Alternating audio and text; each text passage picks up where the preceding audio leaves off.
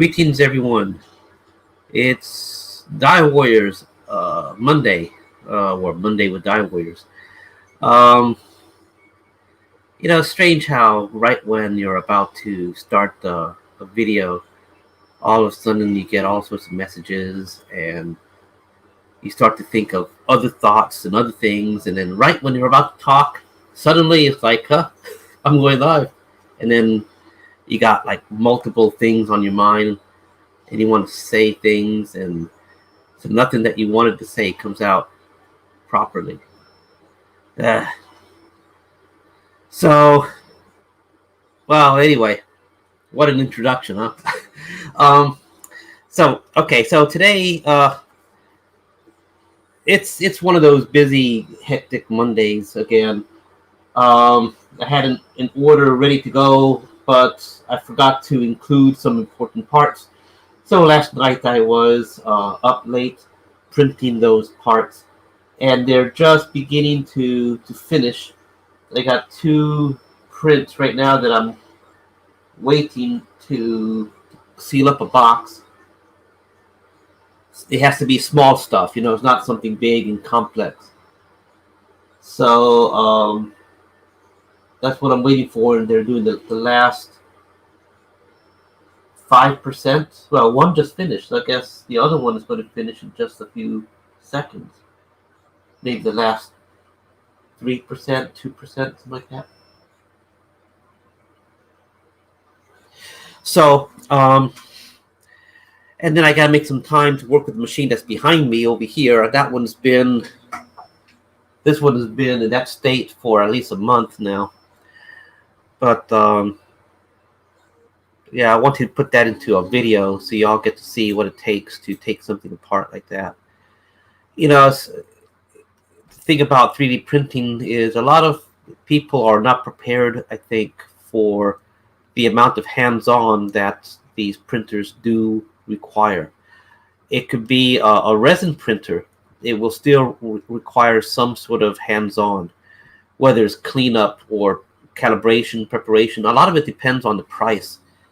So, if you get a really expensive machine that has a lot of automatic features, well, it's less hands-on. But, these smaller machines that are more average consumer driven, they save costs because a lot of the maintenance or working out issues and calibration and stuff is left up to the user. And I like MakerBots, for example, but I find that they're just extremely expensive these days. So I haven't done anything with my MakerBots, and I have at least one that's down that I would like to get fixed up and working again. But it's one of those things where you got to get a replacement motherboard, and for that they want you to send the entire unit back. And for the cost to do that, I have to renew my tech support subscription. And the last that I looked was like $300 or something like that, $350 or something like that. And although that was a while ago, I'm assuming it's the same cost. Well, for like $300 just for tech support, I could get a smaller machine. Oh, actually, I could get two machines that have the same build area, but they're just more manual. So, why do I need to invest in repairing that MakerBot machine and things like that? A lot of it, and I do like MakerBots. There's a lot that's automatic. That's in this particular printer, for example, was very hands off. Once it started to print, I could just walk away, and I knew it was going to finish the print just fine. I didn't have to sit there and kind of monitor or anything. And but that's the price that you pay for, I suppose. But for the cost of tech support, I could just get two smaller machines and inconvenience myself a little bit by babysitting the thing, but I get twice as much done. So So anyway, okay. So what I have today is I got several things going on while I'm sitting here. I got SolidWorks working. I want to wrap up and finish a previous video where I was making a part for one of these power core things. So I have some of these already printed. These are the first versions that y'all saw. So this is what I have on the desk. The better stuff is being treated, and they're going to go right out to some customers. Like I said, I'm trying to phase away from the resin, and what I do have on resin is not as good as this. I have to go drop it. I say it's not as good because what happens with some of the resin stuff is that you have, okay, well, with a regular filament printer, so you got the build plate and you're printing going up, okay? So the build plate, things are printing from bottom and just going up. So you have the extruder constantly going up. With many, I don't want to say all, because I am not sure about, some of them are out there. But many of the resin printers, the way it works is that you have a tray that's full of resin. So, it's basically a bath of resin. So you have the build plate that's on top. Instead of an extruder, you have the build plate on top, and that thing goes up and down, up and down, up and down, up and down. Each time it does a laser or an LED screen with ultraviolet is on the bottom of that tray, and it just highlights that area, all the areas that need to get cured with that ultraviolet light. So the resin reacts with that and starts to cure with it. So every time it goes up, it spaces just a little bit for each layer, and so it takes a while. Sometimes it can be faster than a regular filament printer, for example, especially the ones that use a screen, a UV screen, because that one can illuminate the entire layer at once and cures an entire layer at one time. Whereas a filament printer, will have the extruder to go over one spot and basically traces over the entire object. And some laser ones also, they just have a laser that hits a mirror, and the mirror bounces that laser all around and does the same thing, just upside down, tracing that laser over all the areas that need to get cured. So what happens is with a part like this, for example, it has to, the tricky thing is the calibration. It has to be just right, because sometimes what happens, and the thing is that things do get out of calibration. So you constantly have to, monitor the print. If it looks like it's going out of calibration, you got to kind of play around in your mind. How much more do you want to wait for the thing to get uncalibrated, so you go back in and do the routine? So what happens is that a piece like this, every time it comes, so it basically prints upside down, okay? Instead of so it goes like this, up and down, up and down, up and down. So as it does that, okay, the part is on the bottom of the, well, it's on the top, okay, but it's upside down. So this is the bottom layer, that's the top layer. And so what happens is that it keeps, going up and down, up and down, up and down. It's going to push and bend the part. Of course, it's not extremely hard resin at this time. It hasn't been completely cured. It's just cured enough that it's putting layers. And so sometimes what happens is that it smushes the part. And so sometimes the resin comes out looking really great, and then once you go through all the process of curing the thing, post printing, you'll start to see imperfections or areas that need to get redone. So essentially, I'm tired of that, essentially. So these, with a regular filament printer, it doesn't get smushed, you know, unless you have that extruder too close to the build plate, in which it wants to grind into the. But you see, you can catch that stuff, and a lot of times you can adjust the print on the fly. With a resin printer, some printers do have the controls in the software that you can edit the thing on the fly. But the thing is that most of the times the resins are opaque. They're not translucent or transparent. So the only times you get to see how the print is doing is, first of all, it's got to have a number of layers already printed so you can actually see it. And it's going to be covered with resin that is just on it. It's not cured, it's just on it. So that's going to obscure your view, and everything's not going to look accurate. It's going to look okay until you get enough material on there that you can see when there's a problem. Sometimes the problem is obvious. It should be something like this, but it's just a bump. It should be something like this, but it's hanging off. You know, it's bent. You know, it's obviously bent because it's hanging off. And so, you know, other than those obvious things, you basically have to wait until the print is done. So I'm a little tired of a lot of the reprints that have to get done when there's a problem like that.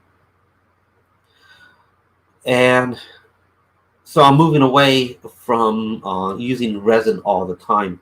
It has its places, okay? And we're not going to completely abandon and change direction from resin. Not completely. I'm going to do that for as we need to. So, for example, there are technologies where we are experimenting with doing injection molding using the resin as the mold. You know, Formlabs, for example, has a high heat, high pressure type resin.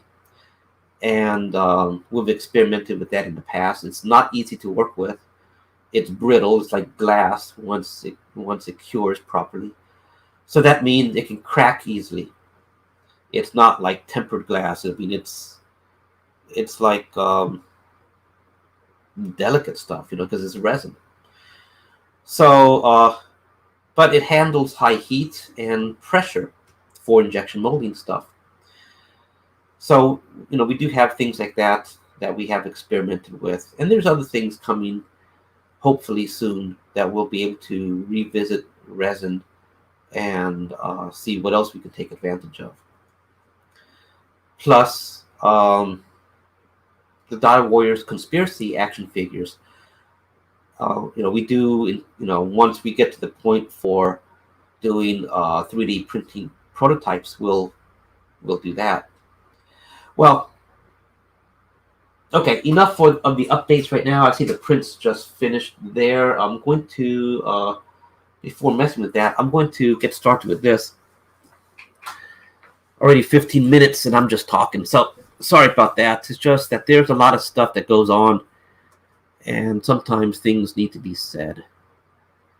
And, you know, it's not always, you know, fun-filled, action-packed. But and there's something else that's going on that I have to look into very briefly, and I'll do that on the video because it won't take a lot of time. What I got to do right now, though, is switch over to YouTube. And copy the link of this video and post it to Facebook so people know that we're out there. Let's see, I need to,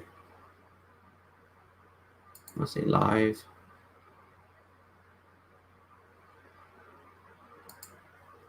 DioWarriors TV. Live. Monday with DioWarriors 006. Okay, I'm going to go share. I'm just going to copy the link for the share. Copy.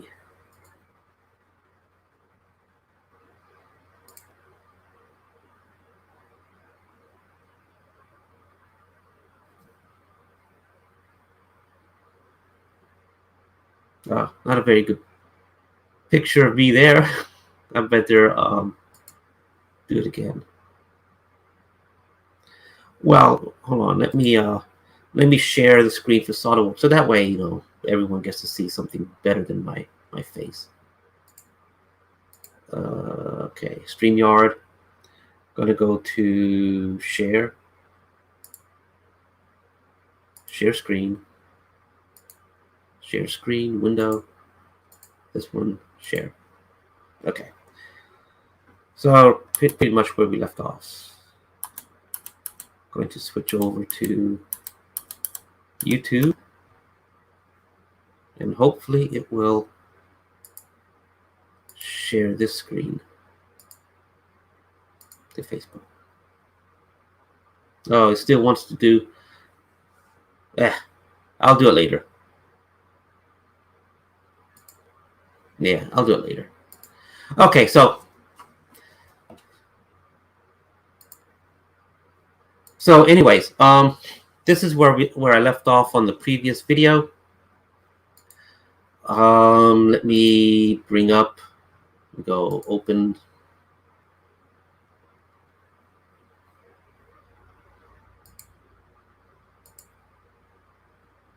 This is how the assembly looked.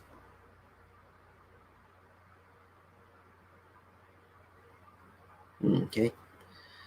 And if you remember, the last thing that I was talking about was doing something for stuff like this here, you know, like some sort of base. This is a stand for this power core, nuclear core. And what I want to do here, though, is put another base underneath this. So go edit components. No, sorry. I don't want to edit components. Don't save. I want to come here and go. So while this goes on, let's see, there's also something else. Okay, first of all, let's do it here, and then let's add. This is going to be a one long piece, huh? Let's just make this 25. So we look on the caliper, let's see. Wow. So I'm adding this much on either end. So I guess the piece is like this plus that. It's going to be like a long piece. Wow. Are we going to have table, you know, enough room on a table, a DioWarriors table for that? Let's see, do I have a table? No, they got the conference table. Nah, let's make this smaller. So while this goes on, there's other things. What I'm trying to do too is, okay, 15 is there. There's also a bunch of these things that I've been printing, and I am essentially printing stuff for the VSS. And so, but I'm changing the approach. What I'm trying to do here is use screws. So I have a bunch of screw holes that I'm going to do. So it'll be easier to take apart and transport rather than using pegs that are glued. And what I need to do also is order on Amazon the length of screws that I want to use. And so maybe like 10 millimeters would be a good length. You got to remember that. So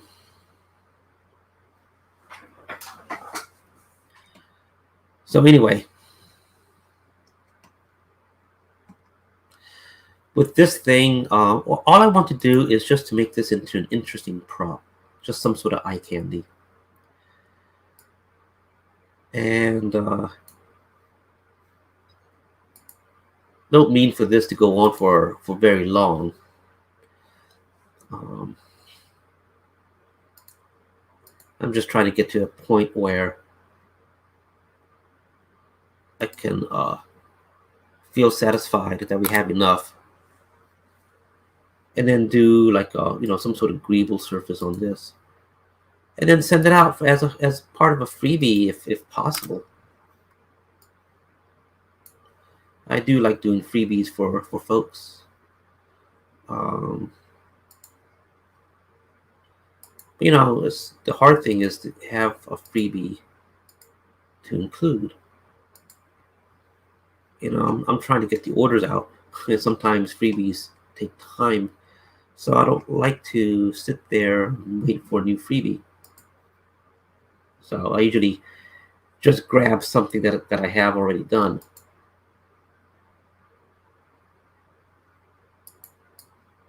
So 1.5. And let's take a quick look.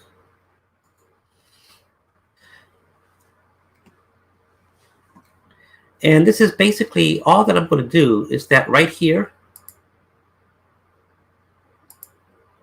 on the top,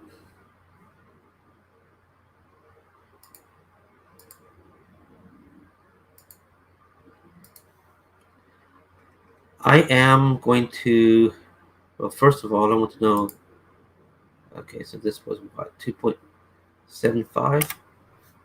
Okay. That's the diameter. And let me just go right here.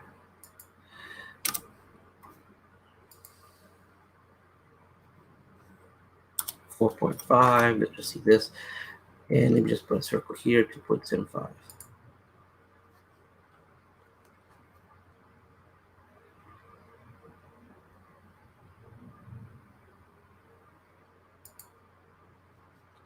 I don't want to be that much, but, and let me just do this.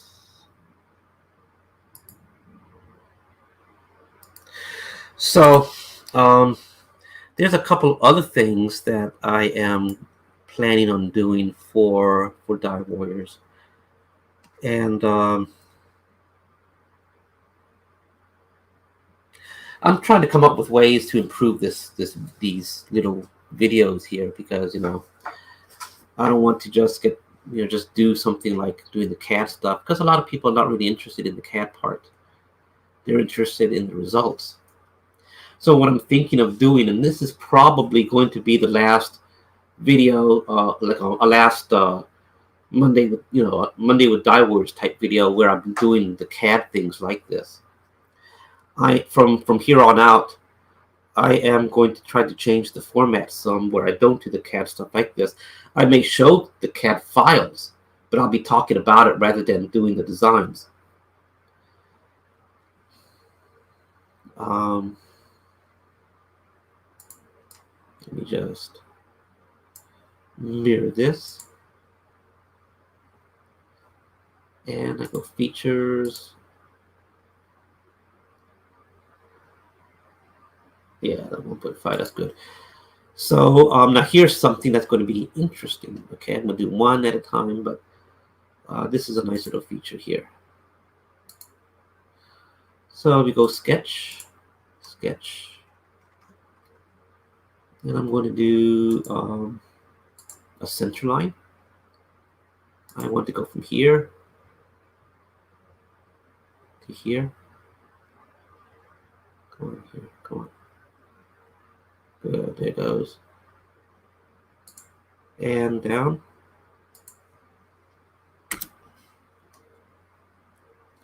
Now I want to do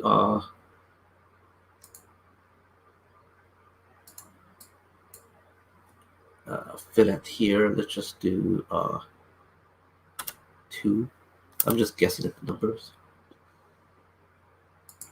So that's going to be 2 there. Well, yeah, that's good. And okay, and let's see. I kind of forget, but now I'm going to go ahead and save this. Well, save it. And I'm going to go and make another little circle right here. Sketch, sketch. And this is something you're gonna like. You're gonna like this because I'll be able to show other 3D objects that do look very good. 1.5. This is going to be 3 millimeters. 1.5. So this is going to be a 3 millimeter thing. Yeah, it should be thick enough. So I'm thinking of how thick the parts should be when I print them, because I don't want the printers to have too much trouble printing the small parts. So okay, so this is here. I think I leave this one alone as a solid, a solid circle rather than a construction line. Construction lines will be these dotted lines like this. Those are basically ignored by the program, but they're for references and things like that, and therefore a feature called sweep. Let's see if I got the order of these things correct. So I go to features, I go to sweep, swept boss base. I click that. Okay, it was intelligent enough to find the sketch. It highlighted this one. Now it wants to know the path, so I'll click this.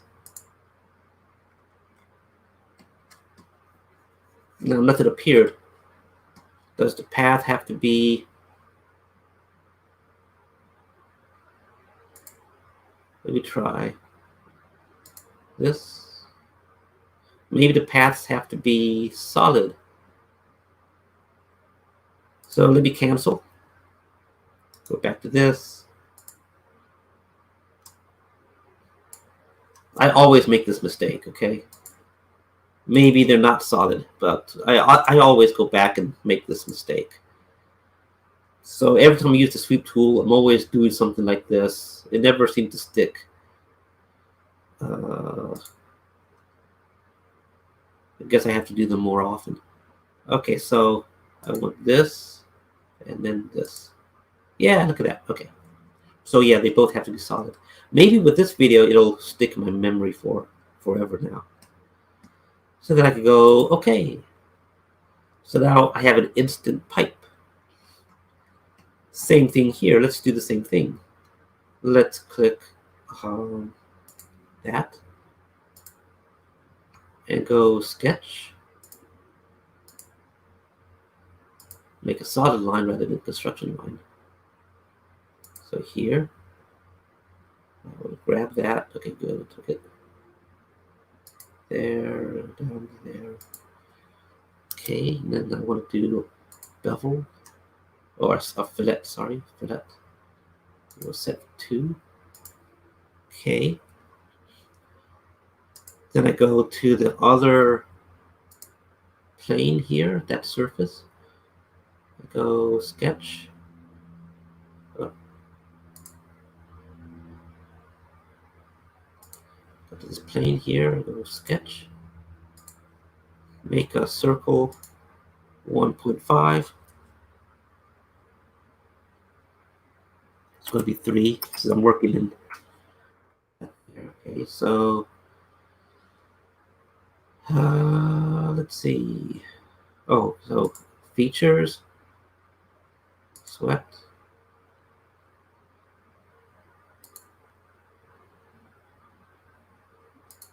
That one. And the path, this one. So with this tool, you can make really complicated paths. And you could have an object, doesn't have to be a circle, it could be some other object, some other shape.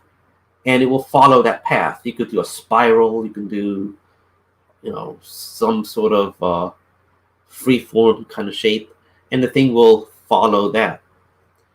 So, you can do instant piping. It could be hollow, it could be whatever. So you go, okay. Save it. Now, the rest of this prop, all I'm going to do is just do beautifications, basically. Make the parts look complicated, make the parts have some greebles. For example, okay, I'll do some greeble parts right here. Okay, and so I'll do this.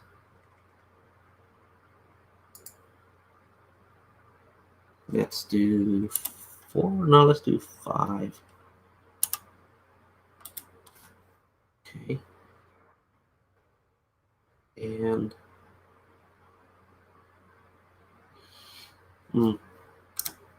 let me do something else first. That's good there, but let me do something else. Let me go to features, fillet, and let me just put like 0.5,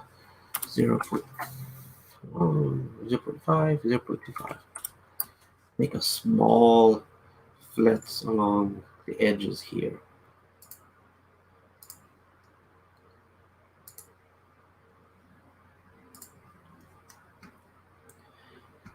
And let's see. Okay, so I'm going to go to the sketch, drag it down.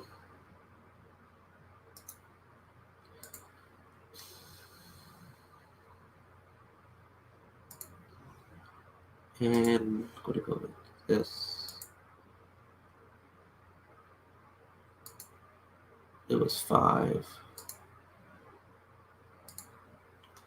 So I have an overlap. So in other words, the edges is going to do like this, and I'm going to have this part on top of it is going to do like that. And it's going to make it look like I am layering one structure on top of the other, and then bolting it down.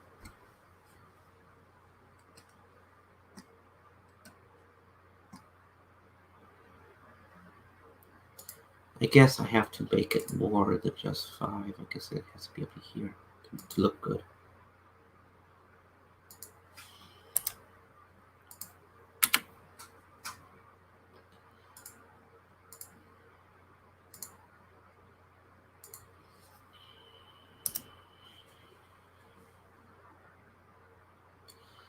And I'm going to do a bunch of mirrors on this.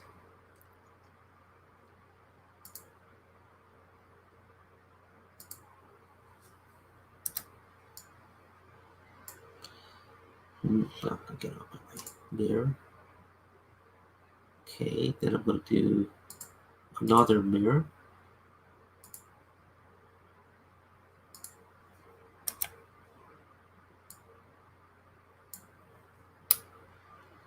So like that. Mirror this. Okay, good. Features.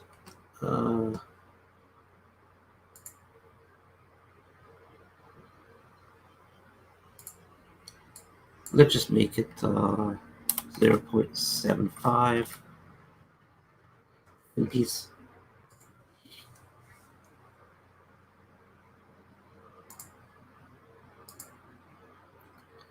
And let's do sketch right there. Sketch.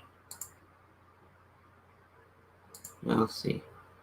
I don't want to just put it dead center, but because what I want to do is to add a piece of structure behind it along the wall.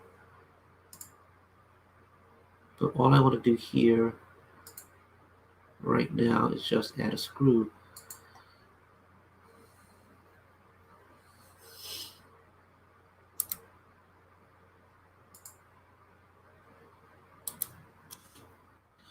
So this is a diameter, so it's 2 millimeters. I really want to make it more. Can I do 1.5? Yeah.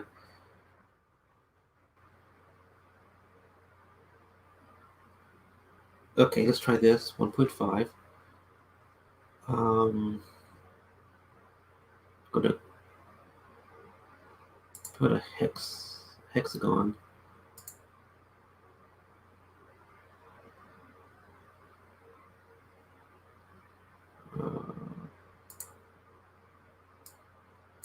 This is showing a diameter.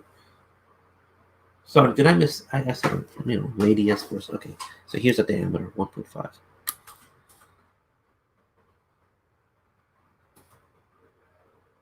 Okay, let me go back to this one and thin it out some.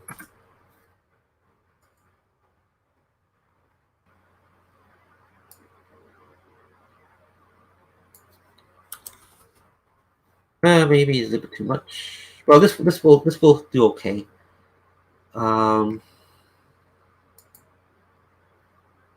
Yeah, this will do okay. And okay, so let me just real fast.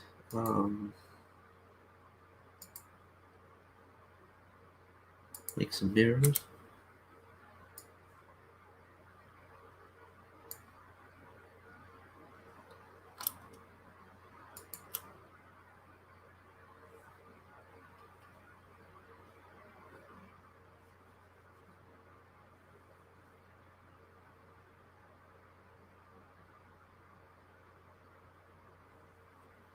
And let me.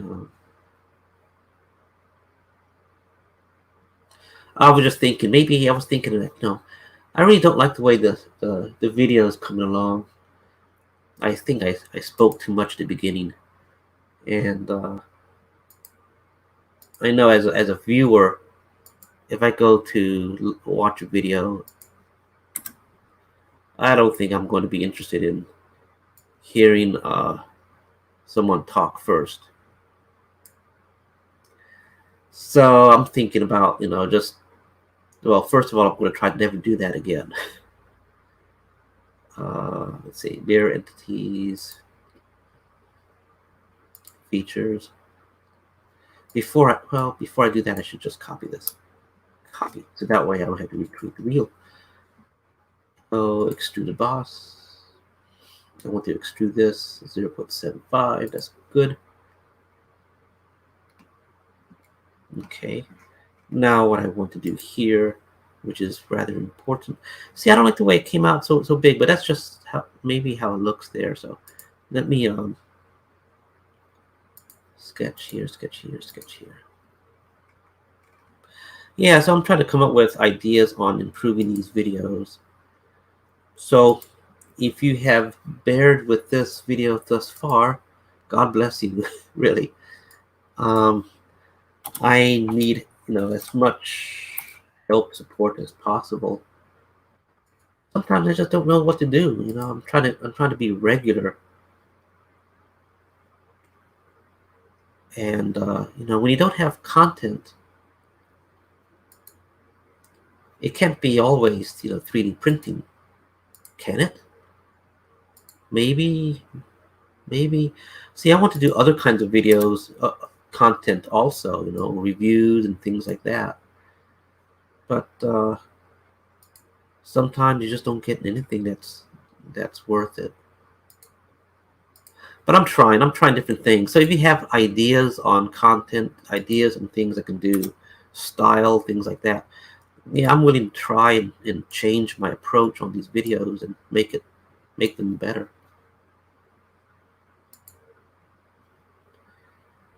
Features, I'm going to do a cut. 0.5. Okay.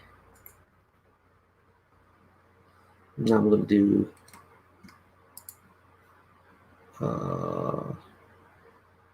the features, fillet,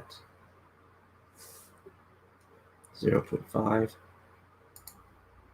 Okay.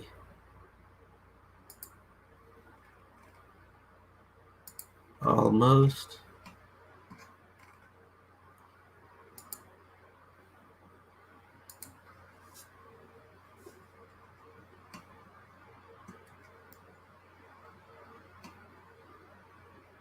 Actually, I was going to put another piece on top, but I think I don't have to do that on this.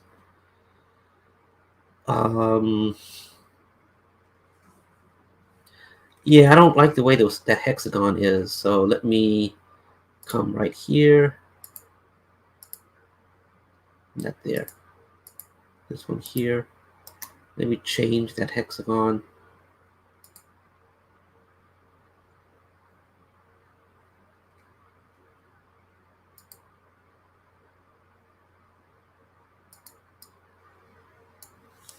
Let's make this one instead of 0.5. Well, 7.5. I was thinking maybe 0.5, but that's going to be too much.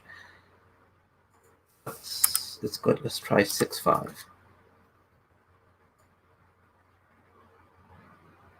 Or maybe 0.6. Let's try 0.6. Now, since this is a mirror, all the other ones, you can see they're being adjusted at the same time. Select it. Okay. Now I'm going to, the reason why I did that is because I want to do a little bevel. I keep saying bevel. A little fillet. How to say chamfer. A little fillet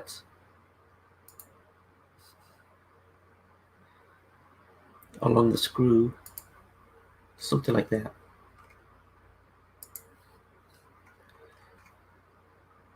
That would help the print make this a little bit more noticeable.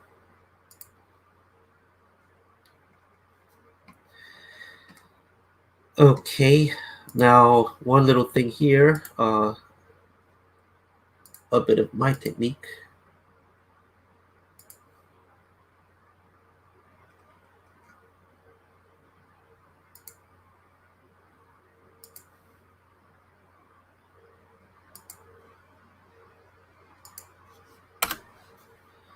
And I'm going to go and do this.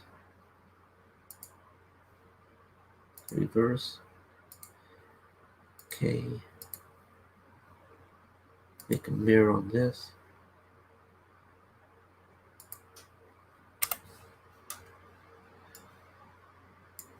And do the offset. No, sorry, do a mirror. I don't know why I was thinking offset. Got a bunch of things on my mind. I'm thinking of several steps ahead already.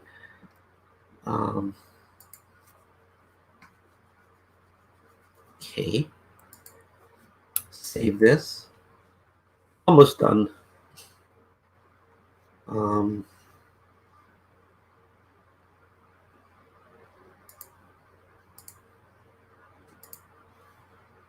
Sketch. So all this is just part of the greebling process, you know, greebling process. All this is just part of the process for greeble.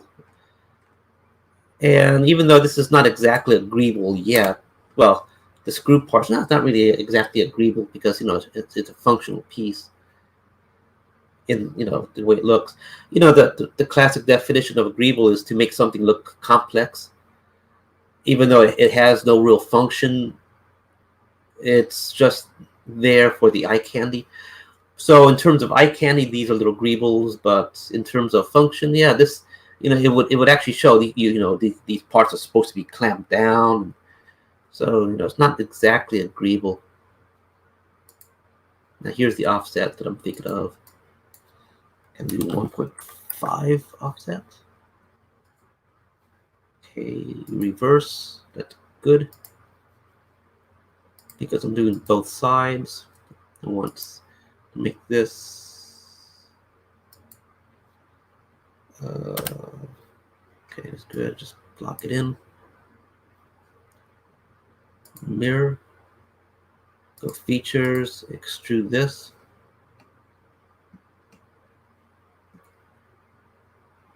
How high do we want to extrude this? I don't know. 5. Too much. But let's try 5. Let's go to chamfer. Says I went 5.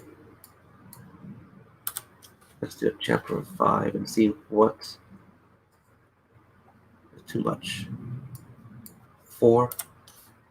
Okay, so 4 it has a little bit of extra down there.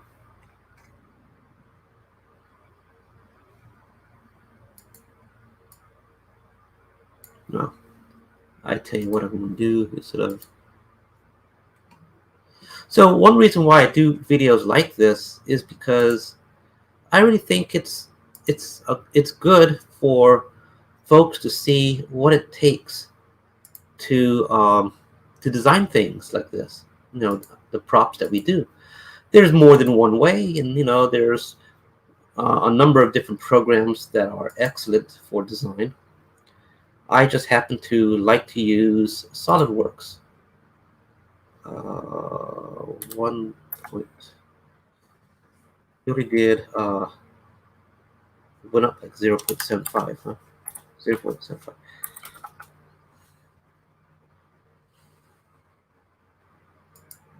There, here, here.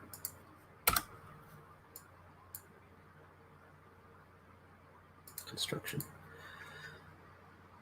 There's people who like to use other CAD programs, and that's fine. But there's a lot of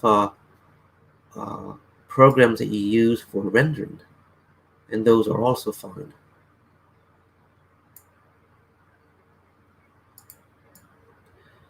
The only issue about rendering programs is they're designed for visual rather than a physical reality.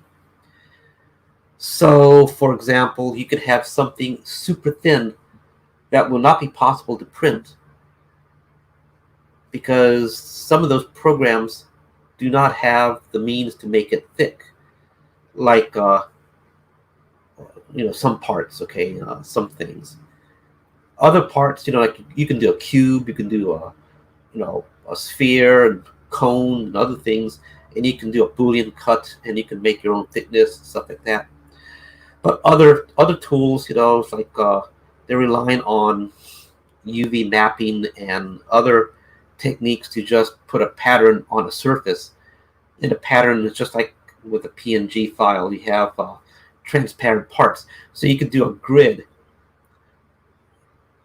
showing each cut in the grid as transparent part. So when you look at it, you have a grid. It looks solid, and it may be just on top of a very thin square, cube.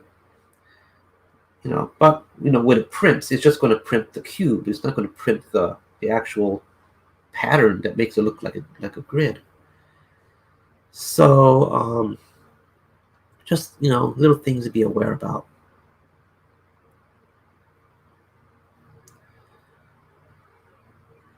I want to mirror this. Okay, features, extruded cut. So that's the reason why I do things like this, so people can see what it takes and feel encouraged that it may look like it's too complex, but not to despair if you want to do something. It's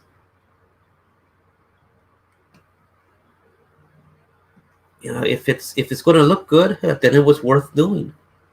It's I think a lot of people do get despaired, thinking that oh, it's so hard to design something, things like that. Yes, it is hard,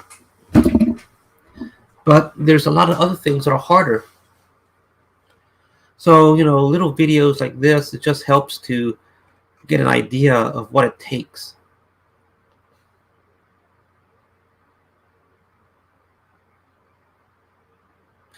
Probably, in my opinion, the hardest thing about 3D design is designing something original. Anyone can copy something that's seen on TV, on the movies, and come up with a console that looks like a Star Wars console. Come up with a door that looks like a Star Wars door. I'm just harping on Star Wars at the moment, but I can say the same thing about Star Trek and in most of the other items out there. It's hard to come up with something original, and that's where the ideas sometimes, don't flow. You get a creative block, and that can really hinder. But even there, even something like that, don't despair on your design either. It's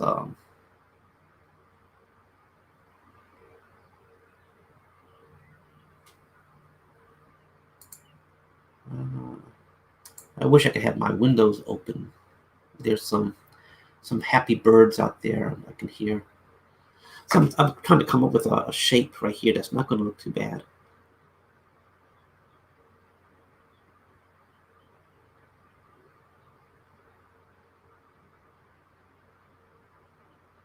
Yeah. Here to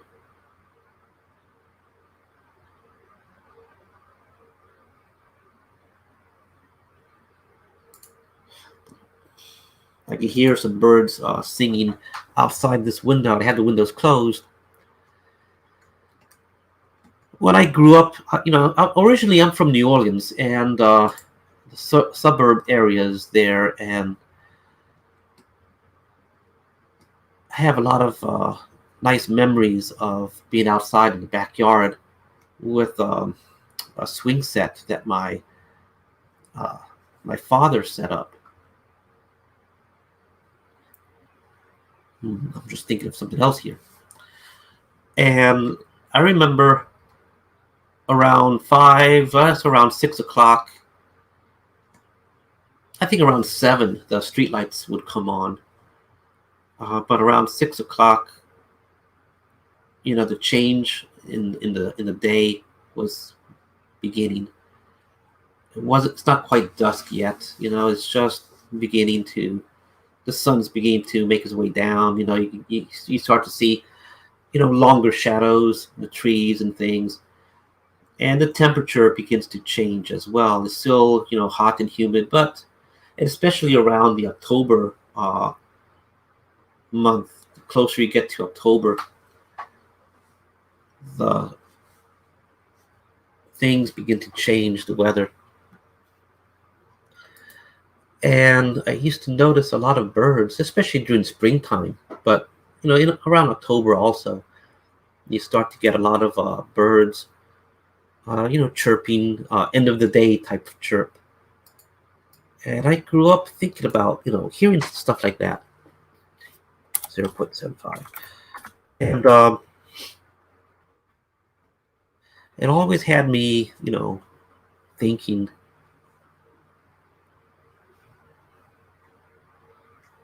it's like, what do the birds say? What do they sing? Things like that. I remember, family at the time. I was really small, maybe about, let's see. Early on, family we moved from New Orleans temporarily, and we went to Singapore for a while. And I think these memories are from after Singapore. So,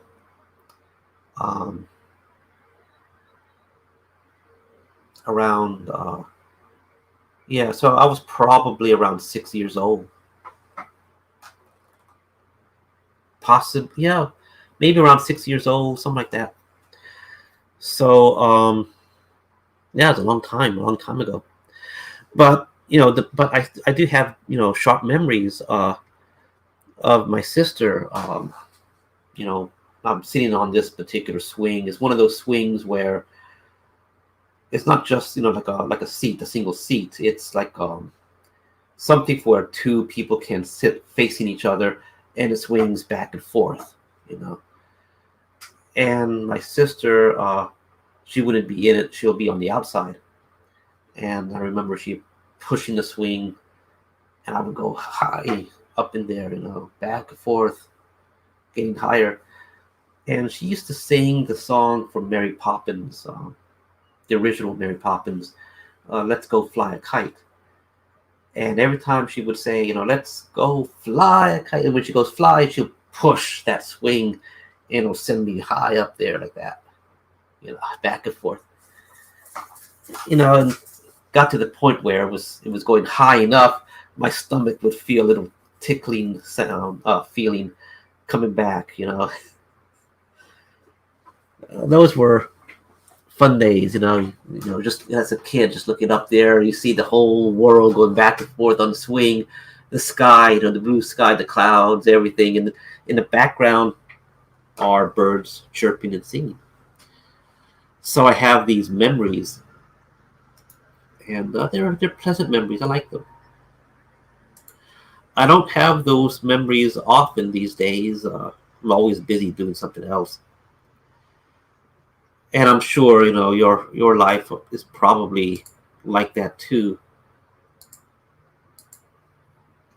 But I think childhood memories are precious things. And there's a type of innocence involved.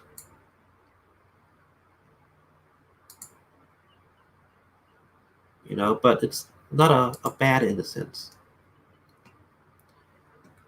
Kind of like what happened to the world, when you grow up. Things have changed. And but sometimes I do wish I had the knowledge of going back in time, for example, with the knowledge I have now, and that would be something. If I could go back in time, what would I tell myself? Invest in IBM, invest in Apple, invest in Microsoft. That kind of thing. Can you imagine, 6-year-old kid? Dad, I want to invest in, well, Apple didn't form by that time. So you can imagine a couple years later, 12 years old or something. Dad, I want to invest in Apple. Something like that. Maybe 11 years old. I don't know. But no, gosh. I got to go back and take a look when Apple formed. And then I can kind of picture my age back then and say, yeah, this is when we need to go.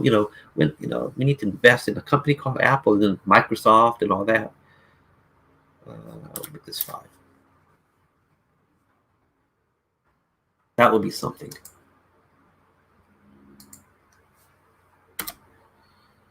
I think lots of opportunities are in this. I think the way I think is that the world has changed in many ways other than simply getting older, let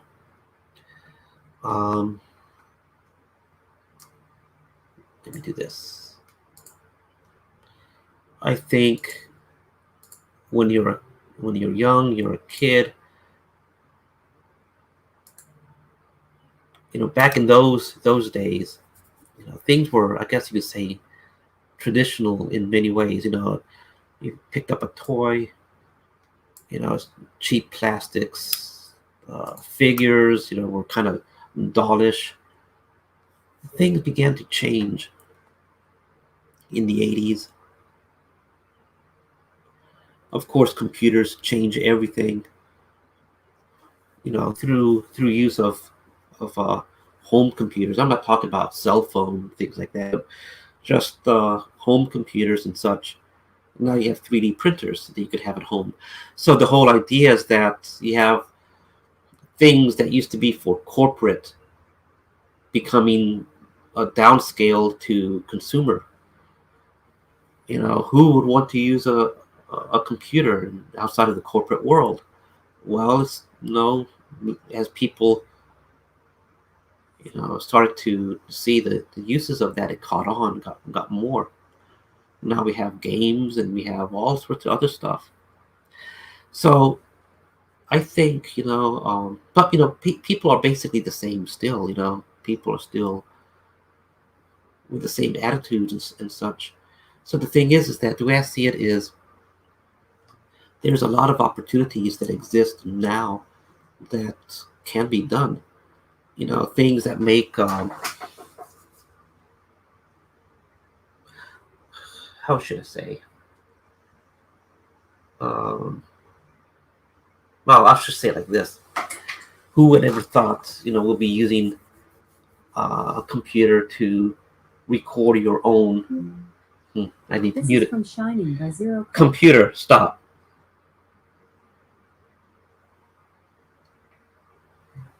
Whoever thought you'll have a computer at home that has become graphical, that can do multitasking, that now, I mean, because of computer at home, whether it's a laptop or a desktop, you have the ability to render objects, make objects in 3D, make those objects from electronic into a physical thing. You can essentially anything you design, in your mind, can now be made into a real physical item at home. And who would ever thought of using a computer for broadcasting? And especially home broadcast. Now we have cameras and all sorts of stuff. So with a computer, you got yourself a design studio. You got yourself word processing, desktop publishing, as well as video and audio editing. You got yourself your editing room right there for all sorts of stuff. And it really is amazing. And the thing is that it's an opportunity to see where things are going and how and how to leverage your creativity to take advantage of that opportunity. Where is 3D printing going in the next 5 years? Can me, as in DioWarriors, can I position DioWarriors to take advantage of that? Is it always going to be resin? Is it always going to be 3D printing? Filament. You got someone doing cutting the grass downstairs. It's annoying. I don't know if you can hear that, but I bet you that you can.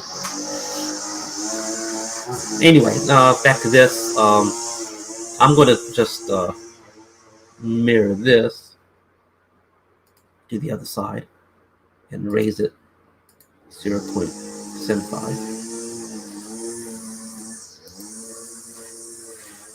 Then what I'm going to do, I'm going to start over here on the left side. I'm going to say sketch, and I'm going to paste what was done before that. So I'm going to try to find the midpoint. Anyway, I have a lot of thoughts on stuff like that. So that was unscripted. I had no plan about talking about stuff like that.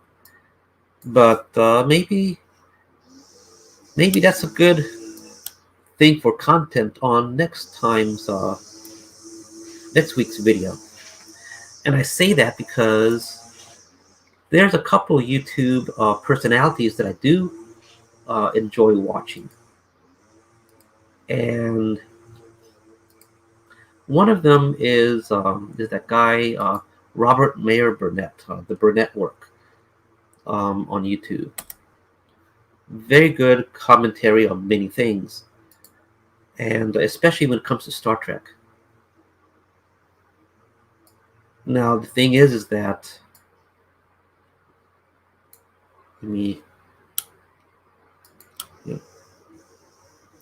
something I noticed with his stuff, and it seems to work for him, his style, is he will start off maybe reading a particular article, and he'll start sharing his thoughts to the article. Sometimes he'll put footnotes as he's reading the article. Sometimes it's a letter. It's not necessarily an article. And what I mean by an article, it could be something in the news. pertaining to movie, to pop culture. It could be a review of a particular movie or something along that line, but not necessarily. It could be, like I said, a letter. It could be something he was just reading, or perhaps an old script that he wrote, or something along those lines like that. And something. And the thing is that he'll start talking about maybe something in his past. And a lot of people like that. I like that. I find reminiscing about things in the past, of things that had happened before, actually, very relatable. And that's something I want to do with these broadcasts, is to make it relatable to the audience. I know a lot of people can't relate to the cat stuff, so I'm going to change that. And I'm thinking this is going to need some more screws. Yeah, so a lot of people, don't relate to the CAD stuff, and which is too bad, because doing CAD is quite fun.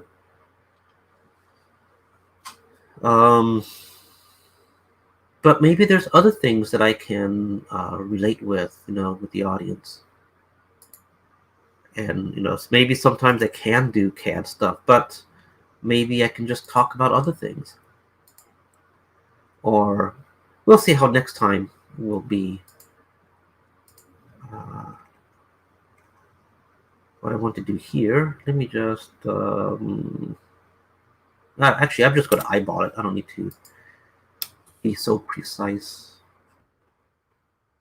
What I want to do, though, is kind of figure out where my corners are. Something like that there. So copy this. Let me try grabbing it from here and just kind of eyeballing it where I want it to be.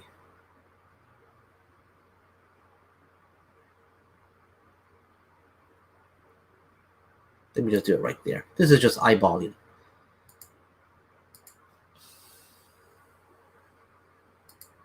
And let me make this into a mirror. You can see I use mirrors quite a bit.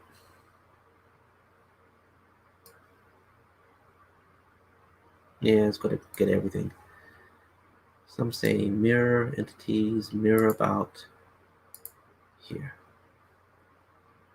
Okay, now I'm going to mirror it in. So those were some thoughts. Now, something that's very important to me, and I guess you could say dear to me, is my memories of Singapore. I was just a kid over there, really. It's I say it's important to me because I think, without me realizing, it was really a life-changing time in my life. There's other times, but this was very subtle, I think. I think travel does broaden the mind. That saying, travel broadens the mind. I really do believe so. Oh, look, I forgot to change the size of the hexagon interiors.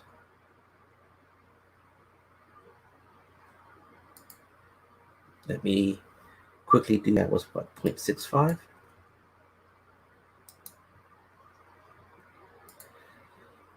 I have a lot of fond memories of Singapore.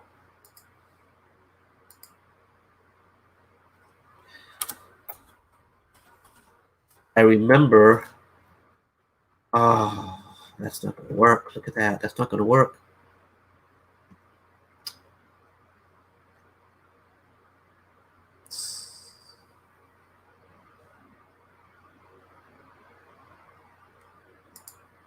Nah, that's not gonna work.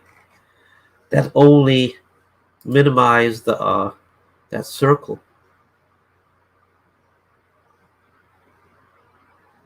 What I don't want to do is have to. I guess I'm going to have to do this. Makes me upset. Do it over.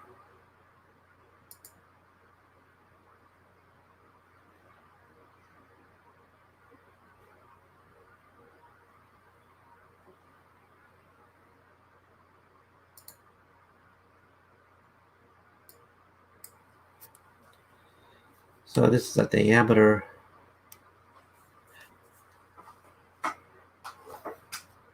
Let's see.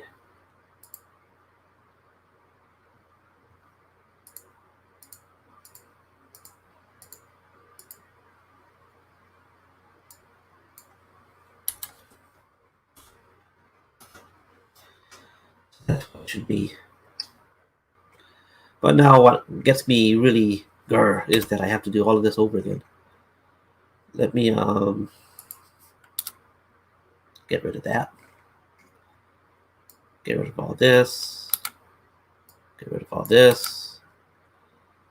So let me do a mirror here like that. And then do these two. And then say mirror about here. Okay, and then everything else should be the same. Now I gotta do this one also. Man. Can I get lucky? Can I just...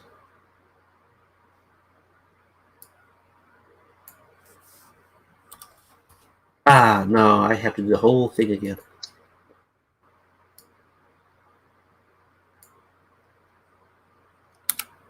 I want to get rid of this too.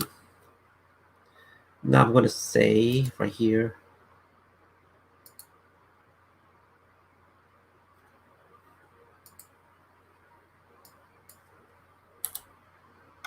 $1.3. So one thing I remember about Singapore, especially as a kid, was the desserts. Yeah, I'm not thinking about ice cream. You see, when at some point we had to live in a hotel for about 6 months before we got an apartment.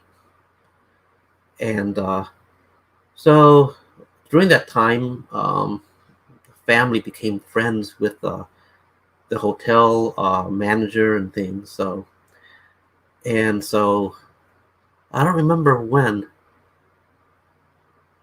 but you know how it is in a hotel. You know, you have this was a big hotel. You know, you would have breakfast, you know, lunch, or maybe no lunch, but you would have breakfast, and you have a dinner. And so, you know, they had areas of the hotel for breakfast, areas of the hotel just for dinner. And I remember being invited by the hotel manager on a regular basis. Especially when they would have guests. I don't want to say dignitaries, because I don't know how much, you know, what exactly their status would be. Sometimes it'll be an ambassador. Sometimes it'll be some, you know, someone up there in the military, things like that. And sometimes we would be invited. And, well, sometimes it'll just be regular stuff. And what I remember, though, is being taken to the kitchen.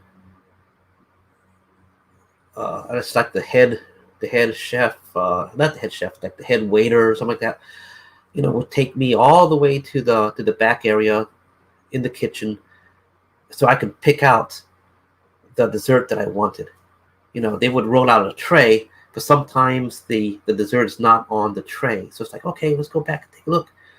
So we go back, and I used to I used to go for two types of cakes. One of them is like I don't know what you call it. It's like a pudding pie. It's like a pie crust. It's got like a layer of pudding, like chocolate pudding, and then it has like a whipped cream on top. Maybe it might have some chocolate sprinkles. And but this one wasn't just one single layer of pudding. It was like two different layers, like a dark pudding or in a lighter pudding, something like that. Something like that. And I remember in New Orleans there was one of those buffet type places, all you can eat, the cafeteria type. You go in with a tray and you pick and choose. Behind a counter, people will put the items that you selected onto your tray, and then you take the tray out, pay for it, go sit down. There was one place that had the same type of dessert that I liked. I wish I knew what it was called. So I would go for that. The other, when they didn't have that, I would go for something like some sort of midnight chocolate cake. And on that one, I mean, it was, real midnight. It was, besides chocolate bread, it was kind of moist, just like you see in the what's that brand that you always go to the supermarkets here and you find, is it a Betty Crocker brand? I don't remember. A picture of a very moist cake. Usually it's a red packaging, a red box, and it has a picture of a moist cake. Well, it was like that, but instead of having chocolate icing, it was like a little layer of chocolate icing, but it wasn't a thick layer, but it had these chocolate sprinkles all over it. And that was choice number 2. So I would go for those. So, I really enjoyed the desserts in Singapore, Let's see. I'm going to take a quick look to see if there's anyone actually watching, because I didn't post this video. I don't know if anyone even knows I'm live. So that's fine. I can always repeat this memory lane stuff.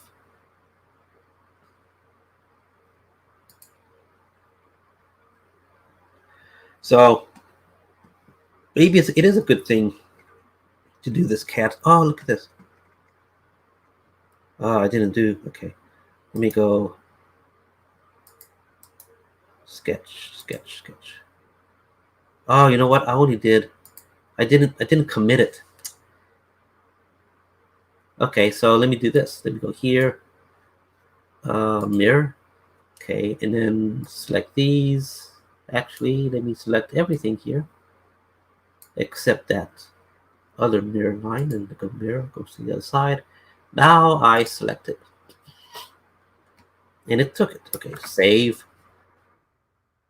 So yeah, I'm thinking about Singapore. One thing that I think it has influenced my life is that I like to travel, and I can attribute it, I think, to things back when I was growing up. We used to visit family all over the world. My mom had family in Guatemala. My dad was sent from his workplace to places all around the world. Some of those places the family would go to, especially Singapore.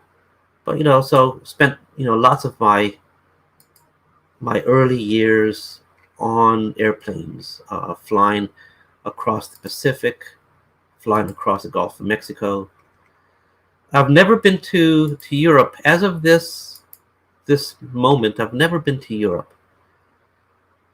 I wouldn't mind going to Europe. I wouldn't mind visiting those areas of the world. I wouldn't mind visiting England. I wouldn't mind visiting Ireland. I have a good friend over there I would like to visit. And I don't know anyone in Germany.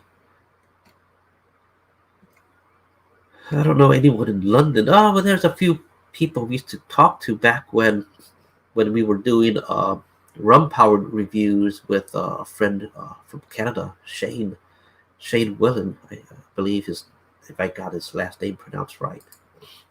I don't do good on names, so if you ever comment on one of my videos and I don't say your name, it's because I'm trying to play it safe. I always screw up names. I'm not the type of person for announcing someone's name, even if it's a little, first name, something that's not very long. You don't want to take the risk with me. You don't want that risk. I will mangle it. I don't try to, obviously, but names are not something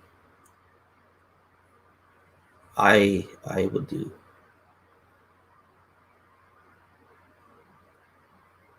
So let me select that. Let me go features and go extruded cuts.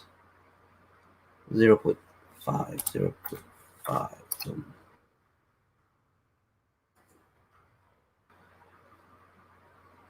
Now let me do a fillet here. Let's do a nice corner. Do I want to do one? Yeah, one is good. 1 millimeter radius.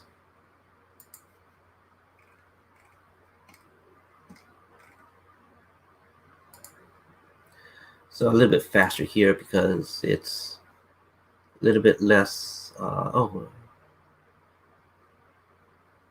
guess I'll do it as another fillet rather than the same here. Here. So did a lot of travels. This is something that's not going to look good, but maybe I can fix it up some.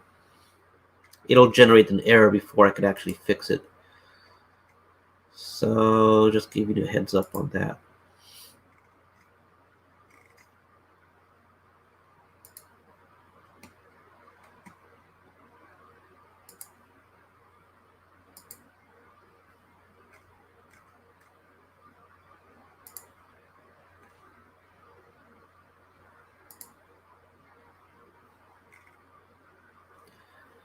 Okay, let's see that error. Save.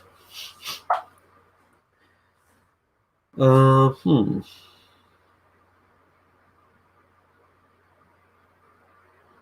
was just thinking, this is blank here.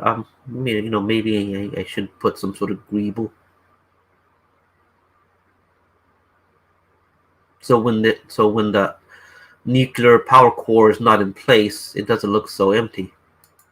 Okay, so the error is going to be this. Okay. This. Let me go edit sketch. Let me just copy this. Because I may not have to recreate everything. So let me copy this. Copy. Okay. It was there. Let's delete it.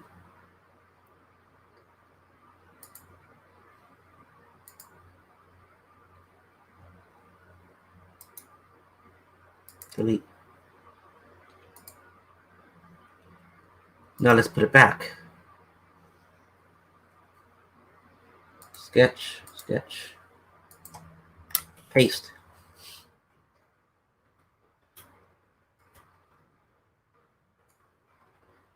Now, maybe I shouldn't have pasted it yet. Well, yeah, I do need to do some pasting. Now, here's a thing. Okay, easier if I could just grab by offset. Okay, like this. Let me delete this also.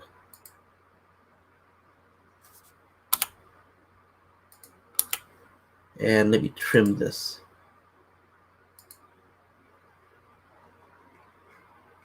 You know, instead of pasting it, it would have been easier if I just didn't paste it.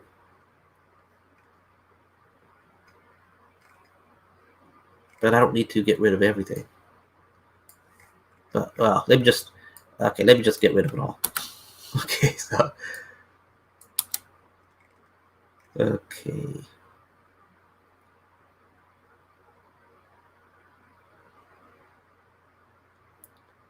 Offset.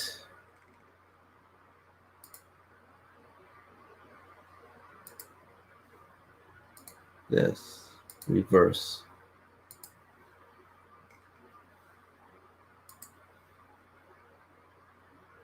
So let's just close that off there. Let's trim this. So what's another thing I can reminisce about Singapore or some other travel, some other thing? Maybe I can talk about Singapore some other day. But let's see. Back in those days, going from New Orleans to Guatemala City, there was an airline company called Aviateca, and they had a small fleet of 727 jets. These were the types that had 3 rear jet engines. So you got the fuselage, you got that, I don't know what you call it, that tall wing, vertical. You had 2 engines on the sides of the fuselage, and you had one right on top of that, right above the fuselage, where that wing would be. For what I understand, years later, I began to realize that I was reading an article, I think maybe it was on Wikipedia, that the 727s were popular for countries where they had smaller and rougher runways. So the jet was built up for landing in smaller areas, so it has smaller takeoff, and the landing gear was a bit more robust. So it was popular in smaller countries that didn't have big, huge runways. So it's probably the reason why I saw that a lot, and well, why it was flown a lot with Aviateca for those areas, like Singapore, like Guatemala. I don't need to do that. Okay. There you go. Control Z. Okay, better. Now let's see. There's a chance that this and this didn't stick. So let's see.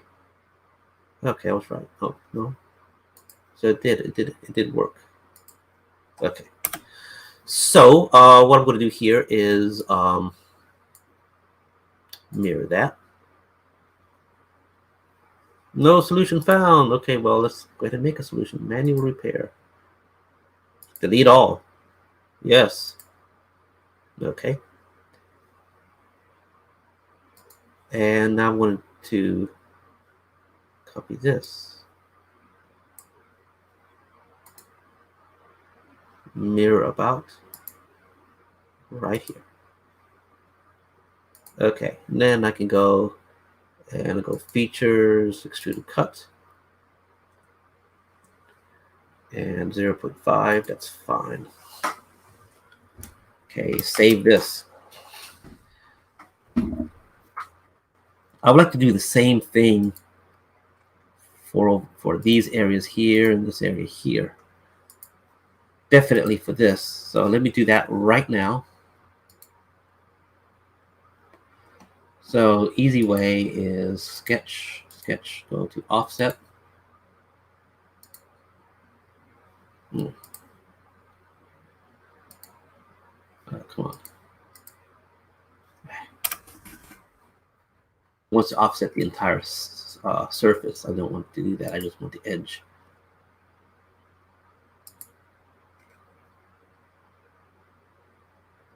I'll just grab it. Yeah. So the idea with this is to make an offset one direction and then do the offset going back in the other direction. So instead of trying to manually trace, because once it drops off like this, manually tracing is it's not as simple and straightforward. You can do an arch and then click and things like that, but I say arch and arc. So anyway, so now I'm going to go select chain, select all of this, and go the other direction. And this time I'm going to say it caps like that. So that was nice and fast.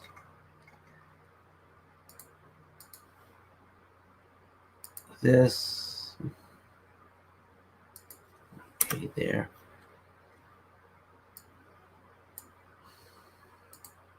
Mirror.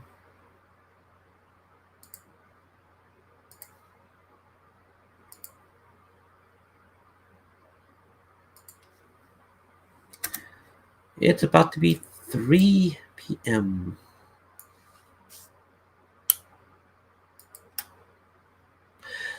Talking about birds singing, another memory of New Orleans in the early days,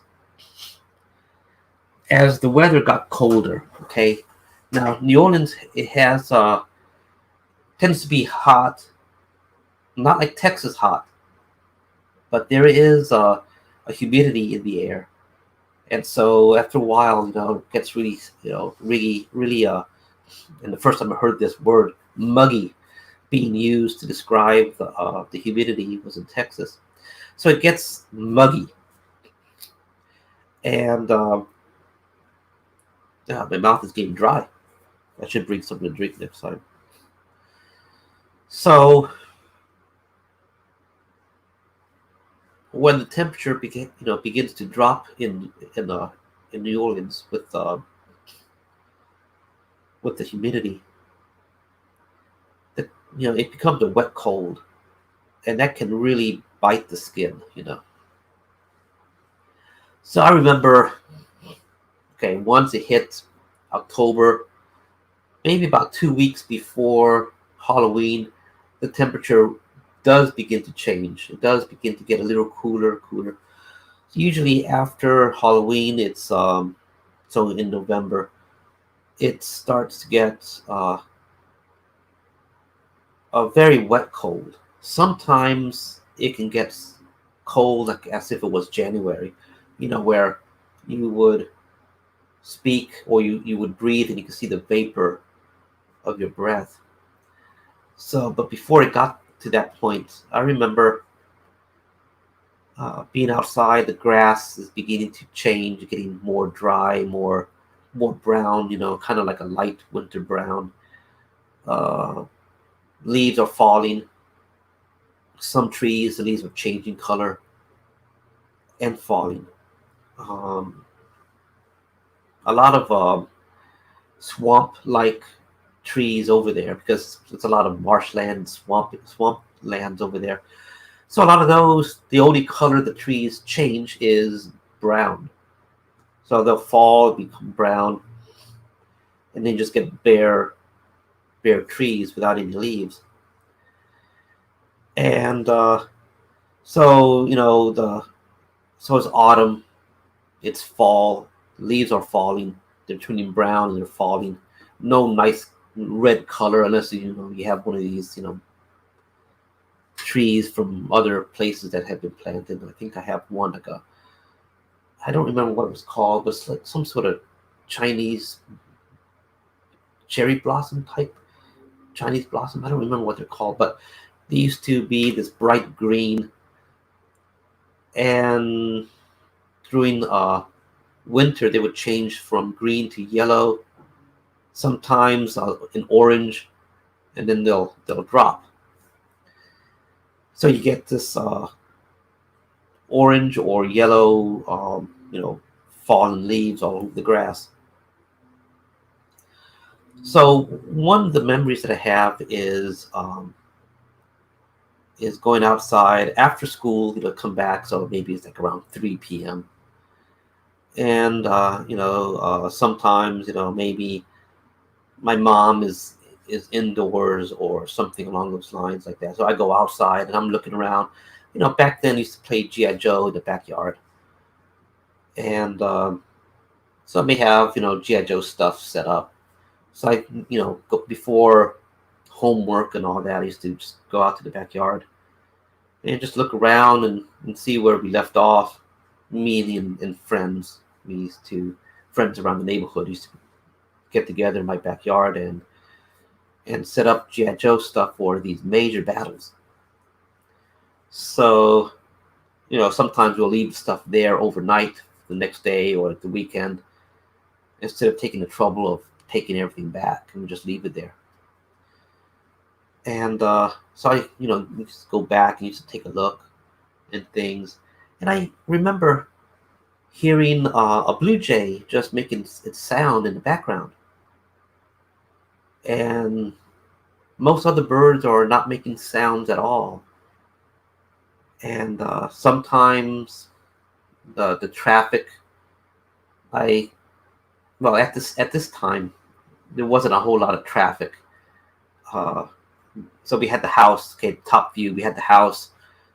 We had an empty field in the back. Later, they started building houses there. So past that field, there was a street. And just 2 lanes, and then some canal, and then 2 lanes going in the other direction. So sometimes, you didn't really get a lot of traffic. You don't have that whoosh, whoosh type sound of a car going through. It depends, especially if it was after rush hour and everyone's already finished with rush hour. So, traffic drops. And I remember, you don't really have that traffic sound.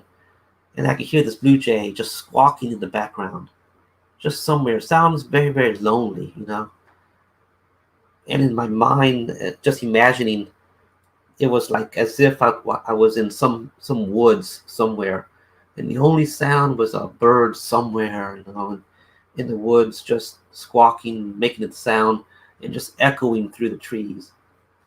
It gives that kind of lonely winter feel. It's not winter yet, but it has that lonely feel. Things are so cold, no one wants to be out there, and so. But that leads into other thoughts. I remember. See, I like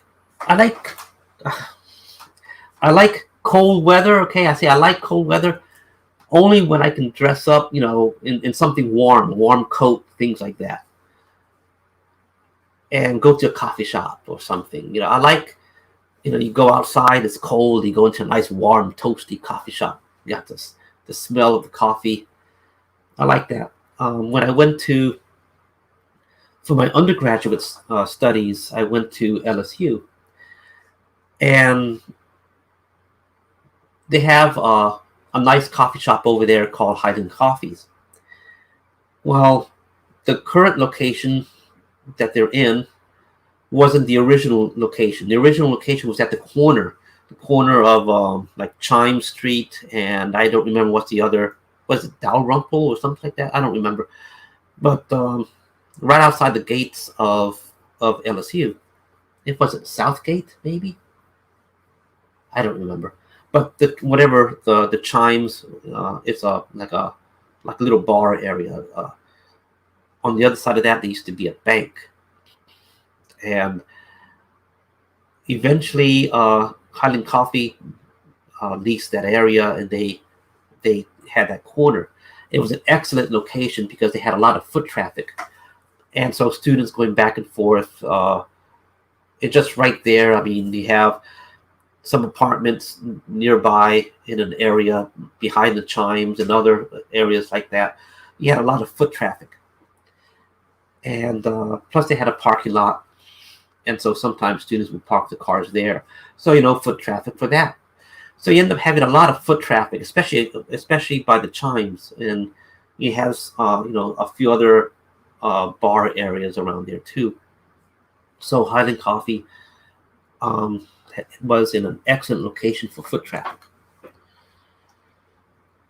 And being a bank, they had the area where the bank tellers would be. That was where the coffee bar was. And so they did have some tables where you could sit in and have your coffee, but it wasn't very large. So the tables were really packed in there, especially during winter. People would come in, it's nice and warm.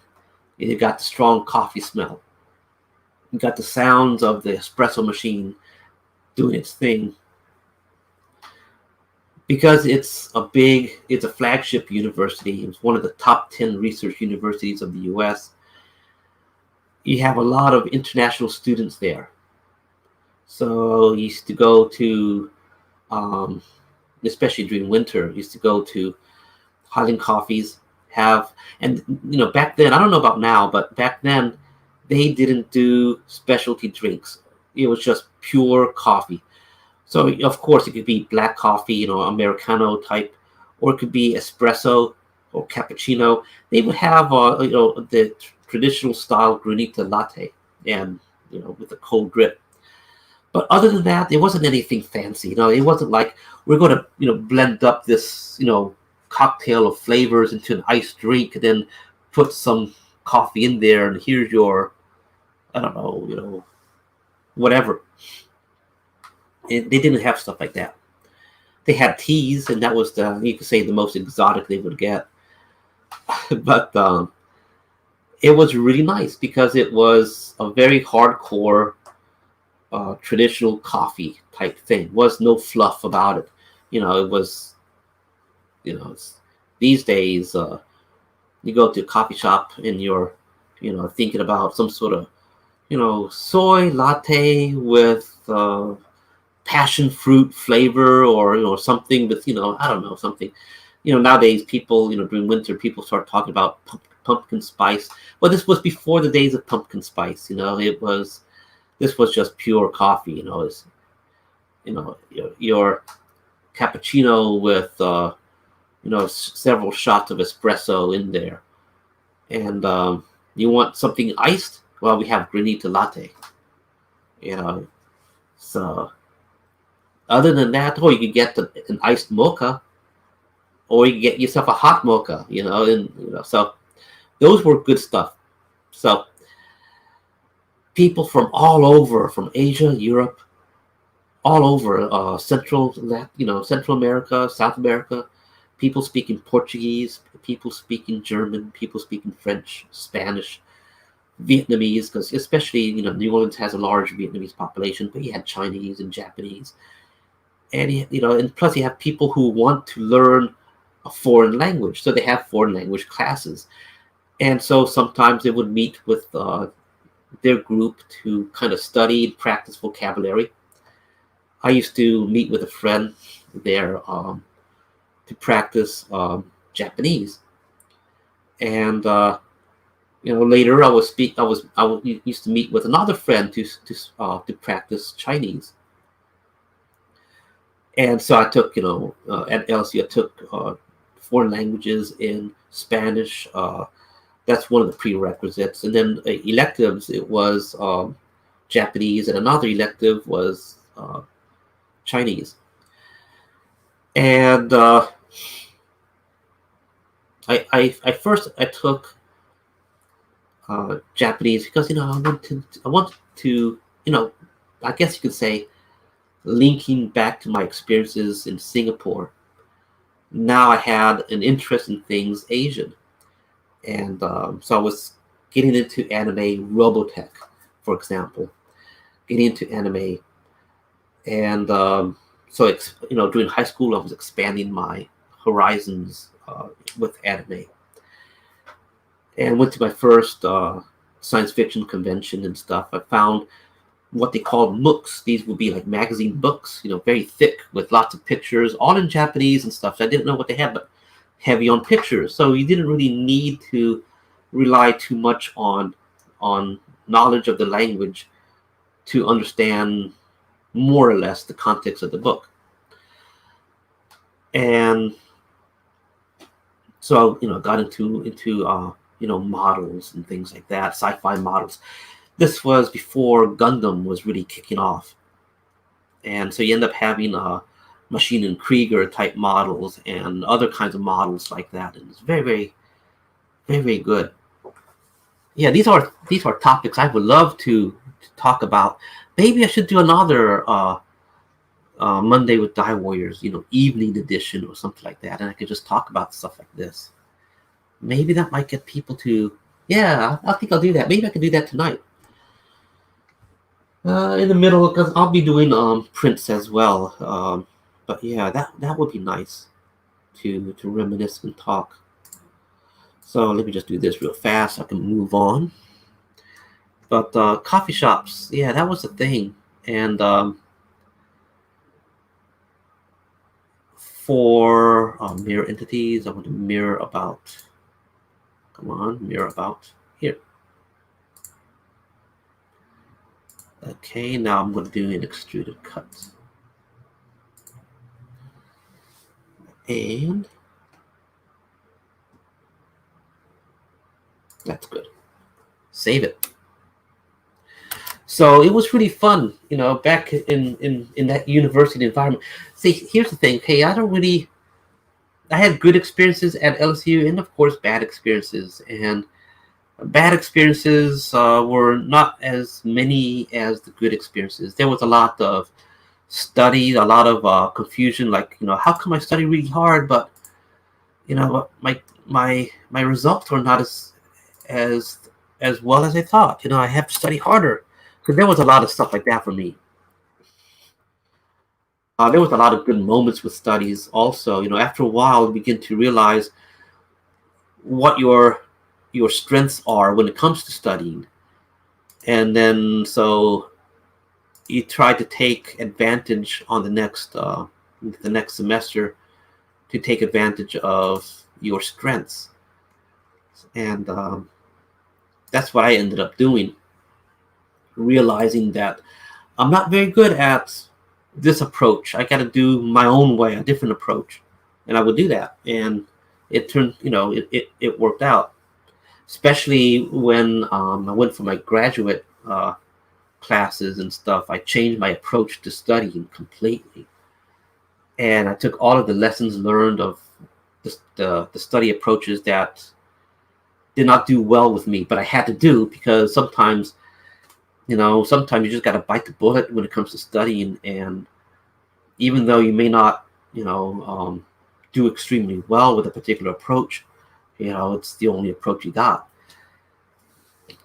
But what I did by graduate stuff, I changed my approach, and that worked out for me a lot. But back for my undergraduate stuff, I think I was, especially early on, I think I was biting off more than I could chew. I had a lot to study, and I don't really do well when it comes to just rote memorization. I need to understand the context. I need to understand how things can be applied, and not necessarily just do. What hurt me a lot was accounting, because I don't come from a background of, my family's not accountants. My family's, engineers, draftsmen, things like that. So when it came to accounting, I was amazed, like, how come this is like the first class in accounting? There's no introduction to accounting. At least I wasn't aware of any. People come in and they know exactly the terminologies. They know exactly what the teacher's talking about. And I'm like, huh? How you go? Well, okay. Well, maybe it's explained in the book. So at night I would read the textbook. And yeah, some things would be there, but to catch up to where the teacher was in the day, I have a lot of reading to do. so that I would try to catch up and be prepared for the following day, for the following class. But I always wondered how people would plunge right into the what the teacher's talking about, and I assume they had no previous knowledge of accounting, yet they know the terms, they knew how things apply, they knew formulas, certain formulas. And I was like, well, are they like, just hitting the book earlier than me? Well, okay, let me, next semester I'll try that too, for the next class. And so I always wondered. And then I began to realize, some of those people, they have family members who are accountants or into accounting or bookkeeping. They have people outside of the classroom that they can talk to, or they were exposed to that type of background. And, that was not my thing. Where I did well with accounting was managerial accounting. That was different than your front lines grunt type accounting. Managerial accounting, you got to see the bigger picture, and you got to see things on a different level. That's what appealed to me, and that's where I, suddenly things clicked. And plus, it helped too that the teacher was also writing his own book on a different approach to dealing with managerial accounting. His approach, I don't remember his name. I don't remember the name of his book, if he ever got it published, but I think he would have, because he was doing research on it. The approach he took for managerial accounting was taking an approach from algebra. So you would be given base formulas, and depending on the situation, you would manipulate the formula. Move. It's like you're solving for x, and x is on the other side of the equal sign, and so you have these particular values for all these other points, and then it's a matter of moving x around. So you can find. So you have like A, B, and C, and so A over B, and then you have equal to C, for example. And so you need to find what A is. So you have A over whatever B is equals C, and then you have to move things around to equal. So you had A on one side of the equal sign, and you had the values. So it was manipulating the algebra, using algebra techniques to manipulate the formulas when dealing with managerial accounting. That was his approach, and that's what he was writing his book on. It was a different way to do it, and it made a lot of sense. And what was really nice was the teacher used to talk about example companies, real world example companies that he did research on, things like that, and see how these techniques that he was developing could be applied to the real world examples. And everything clicked, everything worked. And when I did my graduate studies, as I sought him out, and I asked if he had like a PDF, or maybe I can send for whatever notes that he had. That it'd be nice if he had his book published. If his book was published, I was asking if his book was published. I'd like to know what it was, so I can get it. Because his class, he was teaching the class from his unpublished book. So every week or so, he'll have like a bunch of Xerox copied papers stapled together, that kind of thing, a little booklet form. He would pass it around to every student, and that would be like for the lesson for that day. And this class only met once a week, and so his book was that. So I sought him out, and he provided me a PDF of his unpublished book. Still was not published yet. I tell you, it's,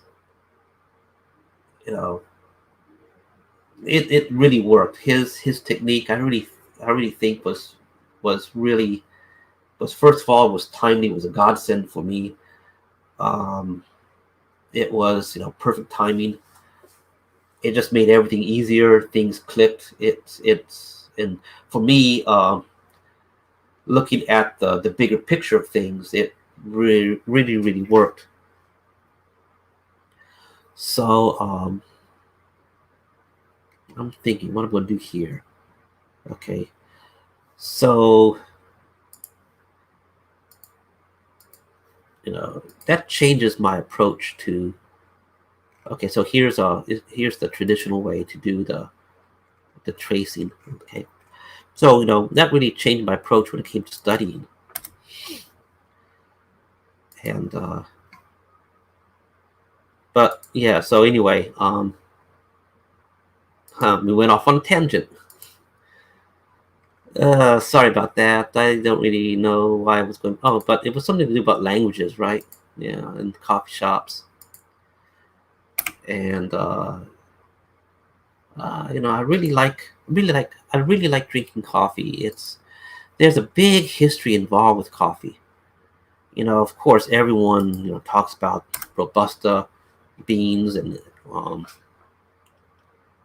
Arabica beans, things like that. But what's nice is if you look at the history of how coffee was smuggled by the Europeans out of Arabia to the rest of Europe, because it was considered a valuable assets. You might remember early on in early history classes, you may have heard long time ago about spice wars, wars being fought over trade routes about spices, especially around Italy.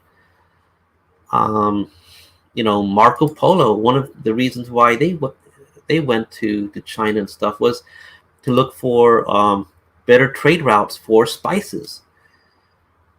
It was a big thing. And so some of these spices would be considered national secrets or national assets. You don't want these things to be exported out of the borders of your kingdom. Same thing with silk. Silk was a very secretive thing in China. It had to be smuggled out of China, little silkworms. And the knowledge of how to convert the silk from a silkworm into a garment that you can wear. Those things were guarded national secrets. And coffee the same way. And but it's amazing when you look at the early history of coffee. And me, one of my degrees is history. I love history. So you can really get me talking when it comes to topics about history. And it's probably one reason why I will talk about different programs and like for CAD stuff, doing renders, or the earlier days of working with a computer. Part of that is maybe it's a historical influence on that I have. And probably my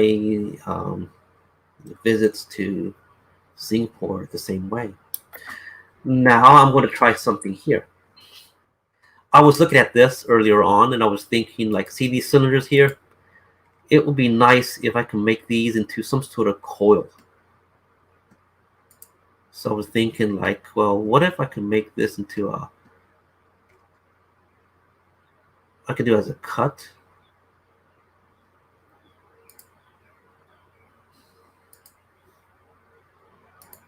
No, the bird is singing outside, the same one. So he must have flown somewhere. Okay, here's something, okay? First of all, I'm going to put a line over here. This is going to be my midpoint line. So the idea is that I'm going to make a circle and I'm going to just array it around and around. It's going to rotate around that construction line that you see there.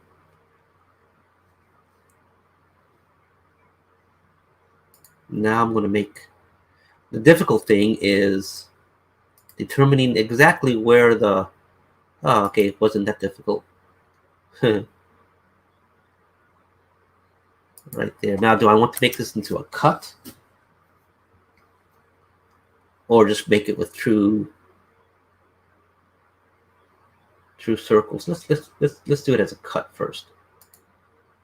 So let's do a small little, here comes the caliper. A 1 millimeter diameter. Okay, so let's go 1 right there. That's going to be 1 millimeter. Now I'm going to divide this up in the middle so it'll be easier for me to grab. I'll do it like this.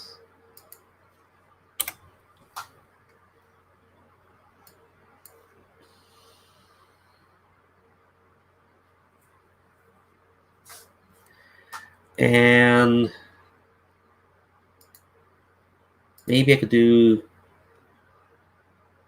a 1 millimeter spacing right here. 1. No, let's make it a little bit less. Let's make this one 0.5.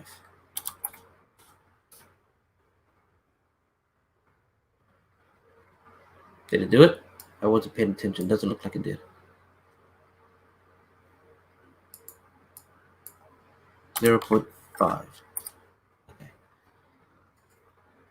So let's do this here. Let's go. Let's grab it in the middle. Actually, I'm going to copy it first. Then I'm going to grab it in the middle. Actually, don't want to grab it in the middle. I want to grab it from this end right here. Paste that.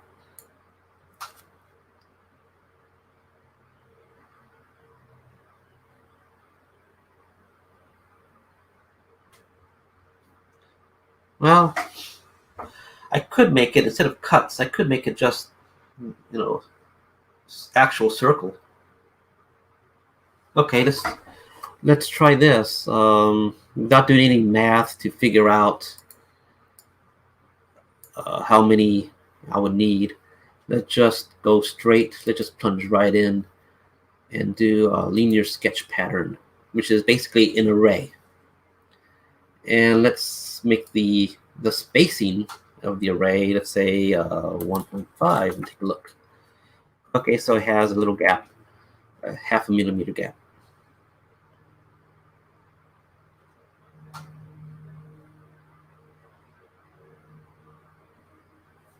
Let's make it a little bit tighter. Let's go 1.25. Okay. Now let's just make a bunch of these. Oh, okay. Let's cut this out. Copy. Yes. Paste. Let's go ahead and make this into a middle.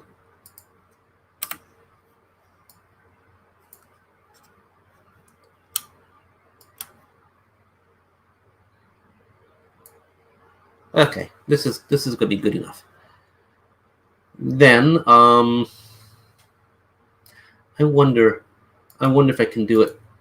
I think I tried earlier in the previous step in the previous video to do a rotational a revolve extrusion.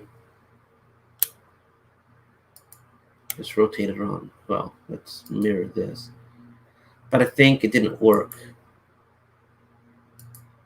because it needed to be connected. So let me try it again, and let's just do like this. I go, actually, let's do like this. I go features, revolve base. Let's try this. Hopefully it will.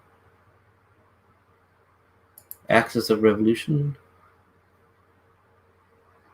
Yes. Oh, good. It's going to do it.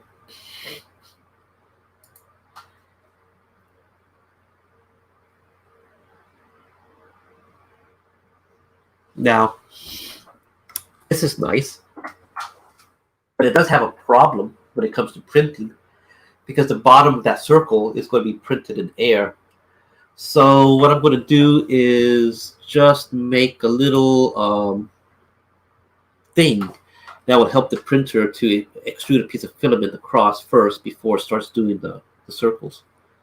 That filament part might sag because it just depends on the printer. If it was a more expensive printer that I would have it on, it will take care of the sagging. It's called an overhang.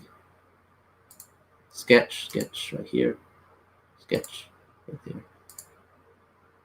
Okay.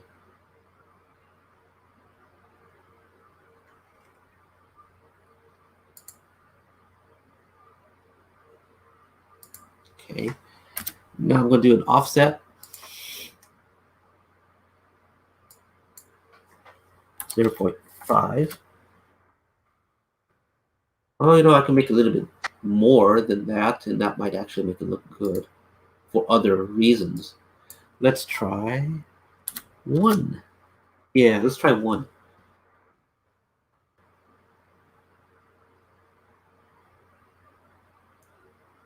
And let's do bidirectional.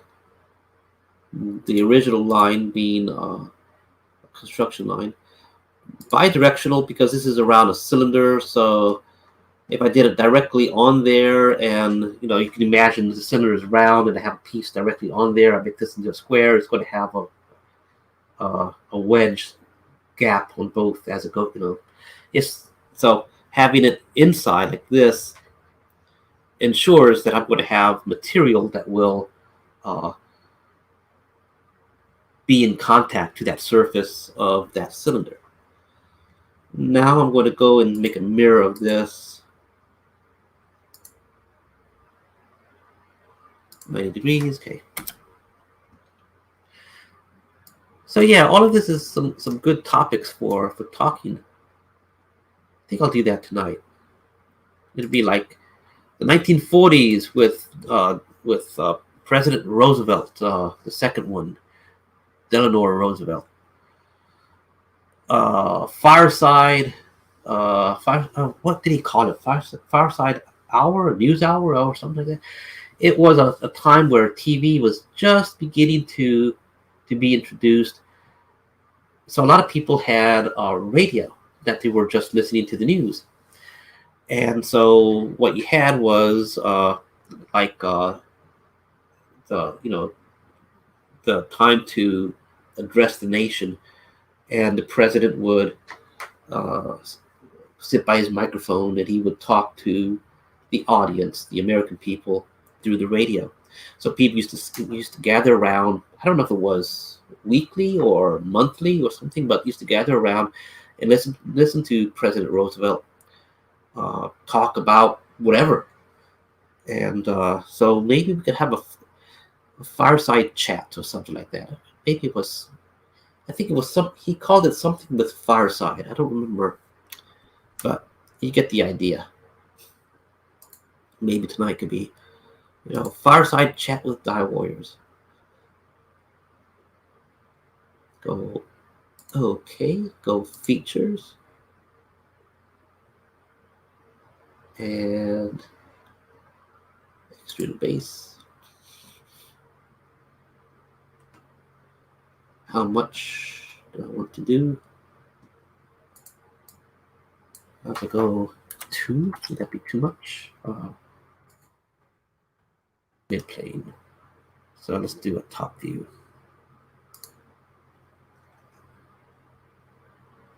Yeah, 2 is not bad. Okay. Good, no errors. Now here's a moment of truth right here. Here's a test. Aha, look. Okay, good, good, good.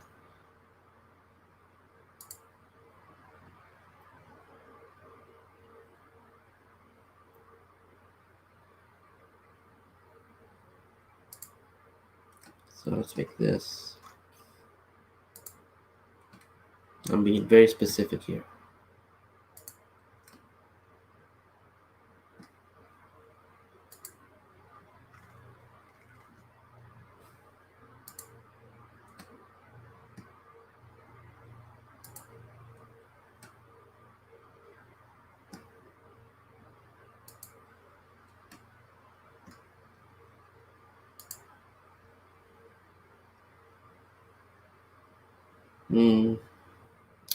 I need to wrap up. So maybe there's going to be a part 3 for this.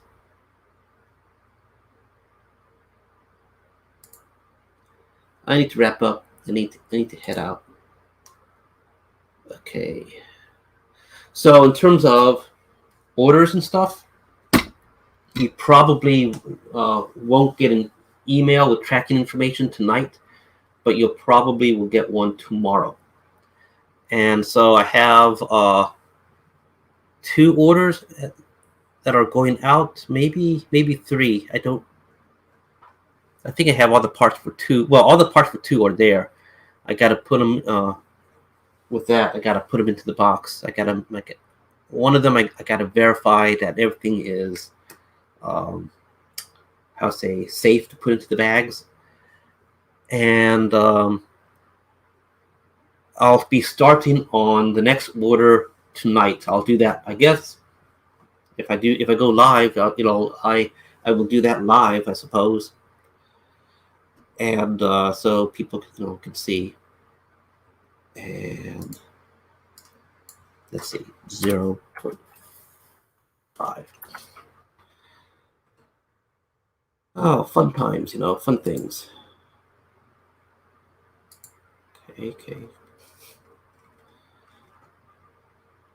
So you'll get the tracking stuff tomorrow.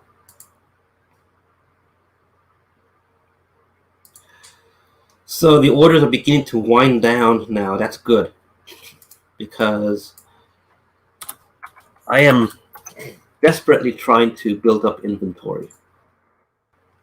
And the fight goes on, to cut down on the delays. I don't like delays.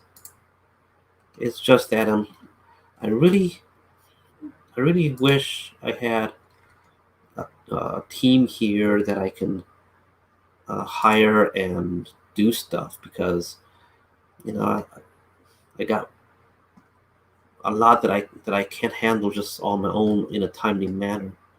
I truly need help, truly do.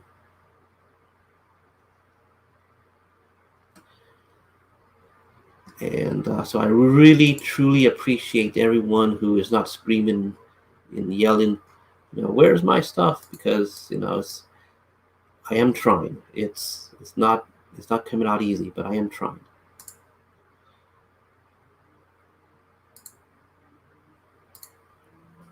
I want to go. I have to go, but I'm trying to squeeze in this last little thing here. Sketch.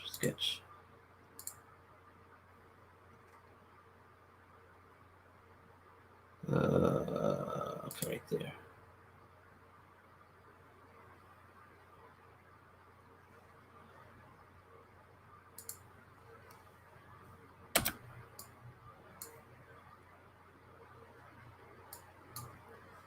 .5.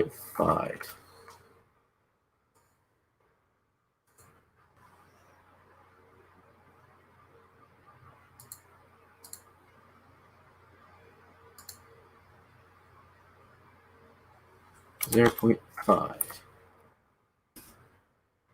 Okay. Talking about Singapore, it brings back other memories. And had a good friend, still do. Good friend named Sari. And we used to do all sorts of things together. And yes, fun times back then.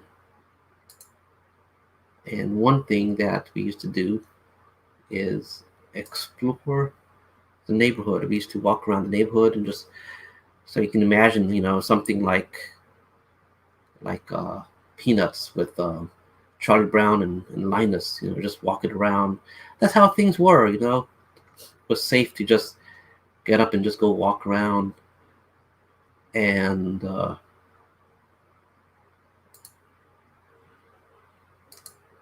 know, sometimes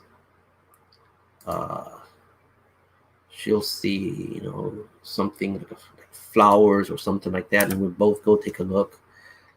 Other times, you know, we're looking at bugs, frogs, and things like that, and you know, just two kids exploring the world, you know, around the neighborhood.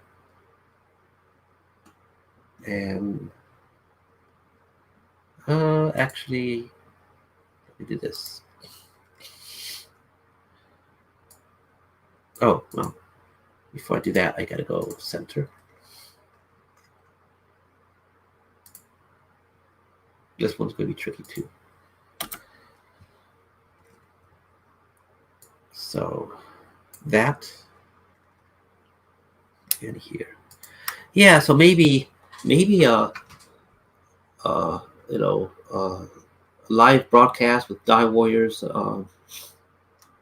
at night tonight, talking about things of the past, reminiscing the past. Might be fun. You know, maybe I'll spread the word a bit or something like that, and people can properly do things in Facebook. You know, fine, because I'm still banned in Facebook from that, from posting live stuff.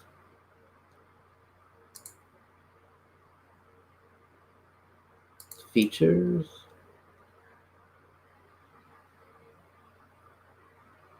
Revolve cut. Here. Okay. Save.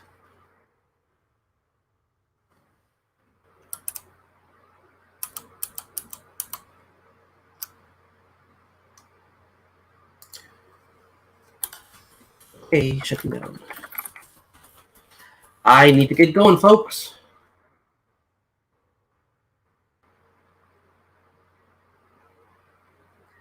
I will see y'all tonight. I think it'll be good to just sit back with some tea or coffee.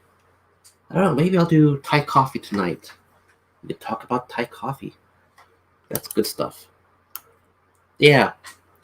Let's make a date. Me, you, and some coffee. And you know, just talk about fun stuff. Trips, reminisce the past.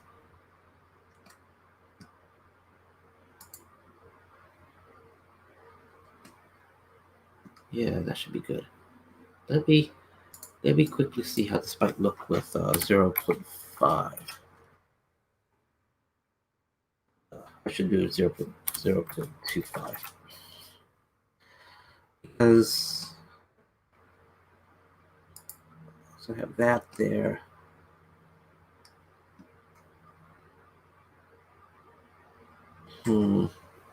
It's just that this is going to be too narrow. So let me undo revolve cuts. Let me do this. Edit this up here.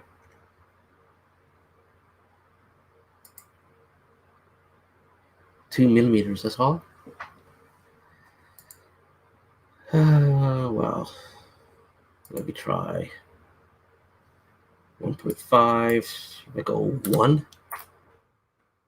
That's just gonna be two. Let me 0.75, and here 0.75.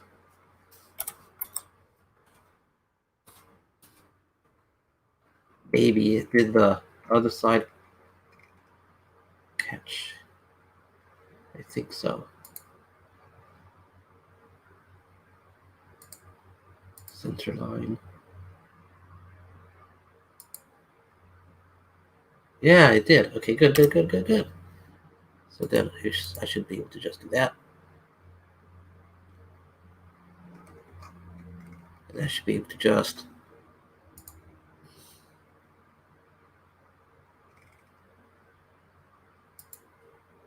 that to there, that to there. I'm going to have to put something else here to thicken this part up, but you get an idea of what I'm going for. Okay, and I'm going to do another one. I can do it all in the same step, but my style, I like to just do it like this.